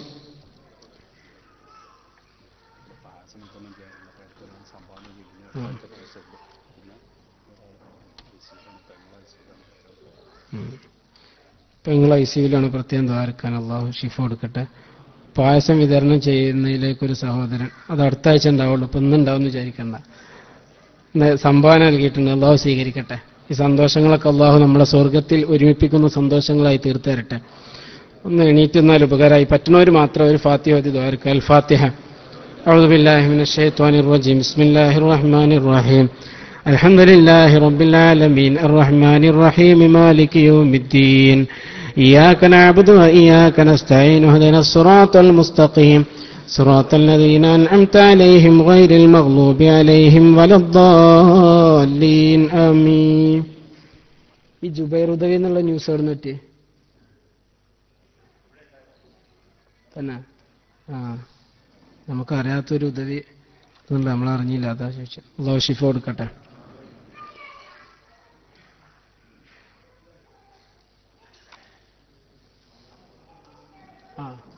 ഓൺലൈനിൽ ശ്രവിക്കുന്ന ആളുകളൊക്കെ കുറേ ആൾക്കാർ ദുആ ചെയ്യാൻ പറയും. ആരൊക്കെ നമ്മുടെ ശബ്ദം ശ്രവിക്കുന്നുവോ നമ്മളുമായി ബന്ധപ്പെട്ട മുഴുവൻ ആളുകൾക്കും അള്ളാഹു ഈ ദുആയിലുള്ള ഒരു പങ്ക് കൊടുക്കട്ടെ. നമ്മുടെ ദുആക്ക് അള്ളാഹു സ്വീകരിക്കട്ടെ. അൽഹംദുലില്ലാഹി റബ്ബിൽ ആലമീൻ ഹംദൻ യുവാഫി നിഅമഹു വയുകാഫിഉ മസീദ. اللهم صل على سيدنا محمد وعلى آل سيدنا ومولانا محمد. اللهم أوصل وبلغ ثواب قراءتنا وبركة دعائنا بعد القبول منا أولا إلى حضرة روح نبينا وحبيبنا محمد صلى الله عليه وسلم. اللهم وإلى حضرات أهل الخير كلهم أجمعين. اللهم خاصة منهم إلى حضرة ولي هذا المكان وقطب هذا الزمان يا رب العالمين. اللهم عليك توكلنا وإليك أنبنا وإليك المصير. അർഹമുറാഹിമീനായ റബ്ബേ, ഞങ്ങളുടെ മജ്ലിസിനെ സ്വീകരിക്കണേ അല്ലാ. ഞങ്ങളുടെ ദുആയ ഖബൂൽ ചെയ്യണേ അല്ലാ. ഞങ്ങളുടെ ദോഷങ്ങൾ പൊറുക്കണേ അല്ലാ. ഞങ്ങൾ അറിഞ്ഞും അറിയാതെയും ചെയ്ത ദോഷങ്ങൾ പൊറുക്കണേ അല്ലാ. അല്ലാഹുവേ, ഞങ്ങളുടെ രഹസ്യ ജീവിതവും പരസ്യ ജീവിതവും നിന്റെ പൊരുത്തത്തിലാക്കണേ അല്ലാ. അല്ലാഹുവേ, ഞങ്ങൾ അറിഞ്ഞു ചെയ്ത തെറ്റും അറിയാതെ ചെയ്ത തെറ്റും പൊറുക്കണേ അല്ലാ. ഞങ്ങളെ ഖൽബുകളെ ശുദ്ധീകരിക്കണേ അല്ലാ. ഞങ്ങൾക്ക് ദീർഘായുസ്സും ആഫിയത്തും നൽകണേ അല്ലാ. ഞങ്ങളുടെ പ്രയാസങ്ങൾ അകറ്റണേ അല്ലാ. മനസ്സിന് സമാധാനം നൽകണേ അല്ലാ. ഞങ്ങളുടെ ജോലികളിൽ ബർക്കത്ത് നൽകണേ അല്ലാ. ജോലിയില്ലാത്തവർക്ക് ഖൈറായ ജോലി നൽകണേ അല്ലാ. അല്ലാഹുവേ, പട്ടിണി കൊണ്ടും ദാരിദ്ര്യം കൊണ്ടും പരീക്ഷിക്കല്ലേ അല്ലാ. ഹറാമ് കൊണ്ടും പലിശ കൊണ്ടും പരീക്ഷിക്കല്ലേ അല്ലാ. അല്ലാഹുവേ, രണ്ട് ലോകത്തും ഖൈറ് തരണേ അല്ലാ. അല്ലാഹുവേ, ഞങ്ങളുടെ കണ്ണുകളെ ഹറാമിൽ നിന്ന് കാക്കണേ അല്ലാ. ഞങ്ങളെ കാതുകളെ ഹറാമിൽ നിന്ന് കാക്കണേ അല്ലാ. ഞങ്ങളുടെ അവയവങ്ങളകിലവും ഹറാമിൽ നിന്ന് കാക്കണേ അല്ലാ. അല്ലാഹുവേ, ഞങ്ങൾ ചെയ്ത ദോഷങ്ങൾ പൊറുക്കണേ അല്ലാ. അല്ലാഹുവേ, ഞങ്ങളുടെ ദുആക്ക് ഉത്തരമുള്ളവരാക്കണേ അല്ലാ. അതിന് തടസ്സമാകുന്നത് ഞങ്ങളുടെ ജീവിതത്തിൽ നിന്ന് ഒഴിവാക്കണേ അല്ലാ. അല്ലാഹുവേ, ഹലാലായ ഭക്ഷണം ഞങ്ങൾക്ക് നൽകണേ അല്ലാ. ഞങ്ങളുടെ കുടുംബങ്ങളിൽ ഐക്യവും ഐശ്വര്യവും നൽകണേ അല്ലാ. പിണങ്ങി നിൽക്കുന്ന സഹോദരങ്ങൾക്കിടയിൽ ഐക്യം നൽകണേ അല്ലാ. ഞങ്ങളെ കൽബുകളെ ഒന്നിപ്പിക്കണേ അല്ലാ. അല്ലാഹുവേ, ഞങ്ങളെ ഇൽമു നാഫിയാക്കണേ അല്ലാ. നാഫിയായ ഇൽമു വർദ്ധിപ്പിക്കണേ അല്ലാ. ഞങ്ങളോട് ദുആ കൊണ്ട് വസിയത്ത് ചെയ്ത പലരുമുണ്ട്. അവരുടെ മനസ്സിലെ ഉദ്ദേശങ്ങൾ നിറവേറ്റണേ അല്ലാ. പലരും രോഗികളാണ്, ശിഫ നൽകണേ അല്ലാ. മാരകമായ രോഗങ്ങൾ കൊണ്ട് പരീക്ഷിക്കല്ലേ അല്ലാ. താങ്ങാൻ കഴിയാത്ത പരീക്ഷണം തരല്ലേ അല്ലാ. അല്ലാഹുവേ, വിശുദ്ധമായ ഈ രാത്രിയിൽ ഞങ്ങൾ ചോദിക്കുന്ന ഈ ദുആ നീ ഖബൂൽ ചെയ്യണേ അല്ലാ. അല്ലാഹുവേ, ഞങ്ങളെ സ്നേഹിക്കുന്നവരെ, ദീനിന്റെ പേരിൽ സ്നേഹിക്കുന്നവരെ നീയും ഇഷ്ടപ്പെടണേ അല്ലാ. അല്ലാഹുവേ, നിനക്കിഷ്ടമുള്ളതിനോട് ഞങ്ങളുടെ കൽബിലും ഇഷ്ടം തരണേ അല്ലാ. നിനക്ക് വെറുപ്പുള്ളതിനോട് ഞങ്ങളുടെ കൽബിൽ വെറുപ്പ് തരണേ അല്ലാ. അല്ലാഹുവേ, ഇസ്ലാമിക് സെന്ററിന്റെയും സുന്നി സെന്ററിന്റെയും ഭാരവാഹികൾക്ക് ഖൈറ് നൽകണേ അല്ലാ. അല്ലാഹുവേ, ഈ പരിപാടികൾ സംഘടിപ്പിക്കാൻ അതിനുവേണ്ടി അധ്വാനിക്കുന്നവർക്ക് രണ്ട് ലോകത്തും ഖൈറ് നൽകണേ അല്ലാ. അല്ലാഹുവേ, രണ്ട് ലോകത്തും ഖൈറ് നൽകണേ അല്ലാ. അല്ലാഹുവേ, ഞങ്ങളുടെ കൂടെ ഇത്തരം മജ്ലിസുകൾ ഉണ്ടായിരുന്ന പലരും ഇന്ന് ഖബറിലാണ്. റബ്ബേ, അവർക്ക് ഖുർആന്റെ വെളിച്ചം നൽകണേ അല്ലാ. അല്ലാഹുവേ, ഞങ്ങളും ഖബറിൽ പോയി കിടക്കുമ്പോൾ ഇത്തരം മജ്ലിസുകളിൽ നിന്ന് ദുആ എത്തുന്ന ഭാഗ്യം തരണേ അല്ലാ. അല്ലാഹുവേ, ഞങ്ങളുടെ ഈ എല്ലാ ബഹളങ്ങളും ജോലിയും ദുന്യാവിലെ വ്യവഹാരങ്ങളും കഴിഞ്ഞ് നിന്നിലേക്ക് മടങ്ങുന്ന ഒരു ദിവസമുണ്ടല്ലോ റബ്ബേ. ആ ജീവിതത്തിൽ ഞങ്ങൾക്ക് സന്തോഷം തരണേ അല്ലാ. ആ ദിവസം ഞങ്ങൾക്ക് സന്തോഷകരമാക്കണേ അല്ലാ. ഞങ്ങളുടെ മയ്യത്ത് മുന്നിൽ വെച്ച് ഒരുപാട് മുഅ്മിനീങ്ങൾ, ആലിമീങ്ങൾ, സാദാത്തുക്കൾ നിസ്കരിക്കുകയും ദുആ ചെയ്യുകയും ചെയ്യുന്ന സാഹചര്യം തരണേ അല്ലാ. അതിനുള്ള മക്കളെ തരണേ അല്ലാ. ഞങ്ങൾക്ക് വേണ്ടി ദുആ ചെയ്യുന്ന ഒരു തലമുറയെ നീ നിലനിർത്തണേ അല്ലാ. അല്ലാഹുവേ, ഞങ്ങളുടെ മക്കളെ സ്വാലിഹീങ്ങളാക്കണേ അല്ലാ. ഞങ്ങളെ ഭാര്യമാരെ സ്വാലിഹത്തുകളാക്കണേ അല്ലാ. ഞങ്ങളെ സഹോദരിമാർക്ക് ഖൈറ് നൽകണേ അല്ലാ. അല്ലാഹുവേ, ഞങ്ങളുടെ കുടുംബ ജീവിതത്തിൽ ബർക്കത്ത് തരണേ അല്ലാ. ഞങ്ങളെ കുടുംബങ്ങളിൽ ഐശ്വര്യം തരണേ അല്ലാ. ജോലി നഷ്ടപ്പെട്ട സഹോദരങ്ങൾക്ക് ഖൈറായ ജോലി പകരം നൽകണേ അല്ലാ. അല്ലാഹുവേ, ജോലിയിൽ ഖൈറും ബർക്കത്തും തരണേ അല്ലാ. ഈ നാട്ടിൽ നീ സമൃദ്ധി നിലനിർത്തണേ അല്ലാ. ഈ നാടിനെ നീ കാക്കണേ അല്ലാ. ഈ നാടിന്റെ ശത്രുക്കളെ പരാജയപ്പെടുത്തണേ അല്ലാ. ഈ നാടിന്റെ ശില്പി മഹാനായ ഷെയ്ഖ് സായിദ് റഹിമഹുല്ലാ അവരുടെ ഖബർ ജീവിതം സന്തോഷകരമാക്കണേ അല്ലാ. ഈ വെളിച്ചങ്ങൾക്ക് ആരൊക്കെ പിന്തുണ തരുന്നുവോ, ആരൊക്കെ ഇതിന് കാരണക്കാരായോ അവർക്കൊക്കെ രണ്ട് ലോകത്തും ഖൈറ് നൽകണേ അല്ലാ. അല്ലാഹുവേ, പരിശുദ്ധമായ രണ്ട് ഹറമുകളുടെയും ഭരണാധികാരികൾക്ക് ഖൈറ് നൽകണേ അല്ലാ. അല്ലാഹുവേ, ആ നാട്ടിൽ സമാധാനം തരണേ അല്ലാ. ആ നാടിന്റെയും മുസ്ലിം ലോകത്തിന്റെയും സമാധാനം തകർക്കുന്നവരെ നീ നശിപ്പിക്കണേ അല്ലാ.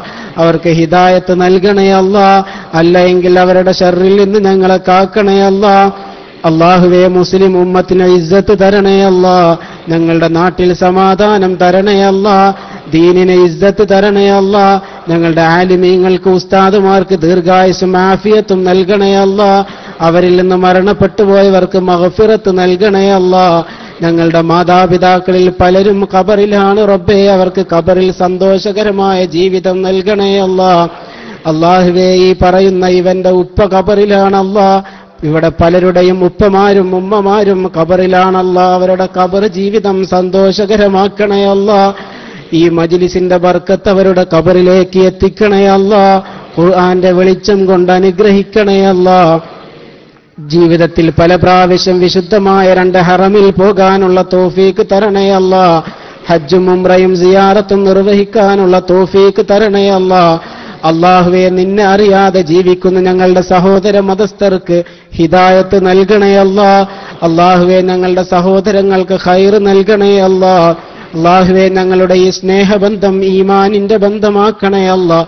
ഇത് ഞങ്ങൾക്ക് നാളെ ഹബീബായ റസൂലുള്ളാഹി സ്വല്ലല്ലാഹു അലൈഹി വസല്ലമ തങ്ങളോടൊത്ത് സ്വർഗ്ഗത്തിൽ ഒരുമിച്ച് കൂടാനുള്ള നിമിത്തമാക്കണേ അല്ലാ. അല്ലാഹുവേ, നേരിട്ടുമല്ലാതെയും ഈ ക്ലാസ് ശ്രവിക്കുന്ന എല്ലാ സഹോദരങ്ങൾക്കും ഖൈറ് നൽകണേ അല്ലാ. അവരുടെ മനസ്സിലെ ഉദ്ദേശങ്ങൾ നിറവേറ്റണേ അല്ലാ. അല്ലാഹുവേ, ഞങ്ങളുടെ ഖൽബിൽ തഖ്വ തരണേ അല്ലാ. ഖുശൂ തരണേ അല്ലാ. വസ്വാസുകൾ ഒഴിവാക്കണേ അല്ലാ. ആ സഹോദരൻ ദുആ കൊണ്ട് വസിയത്ത് ചെയ്ത സഹോദരന്റെ എല്ലാ പ്രയാസങ്ങളും തീർത്തു കൊടുക്കണേ അല്ലാ. യഖീനും ഈമാനും മനസ്സിൽ തരണേ അല്ലാ. ശൈത്താന്റെ ശർറിൽ നിന്ന് കാക്കണേ.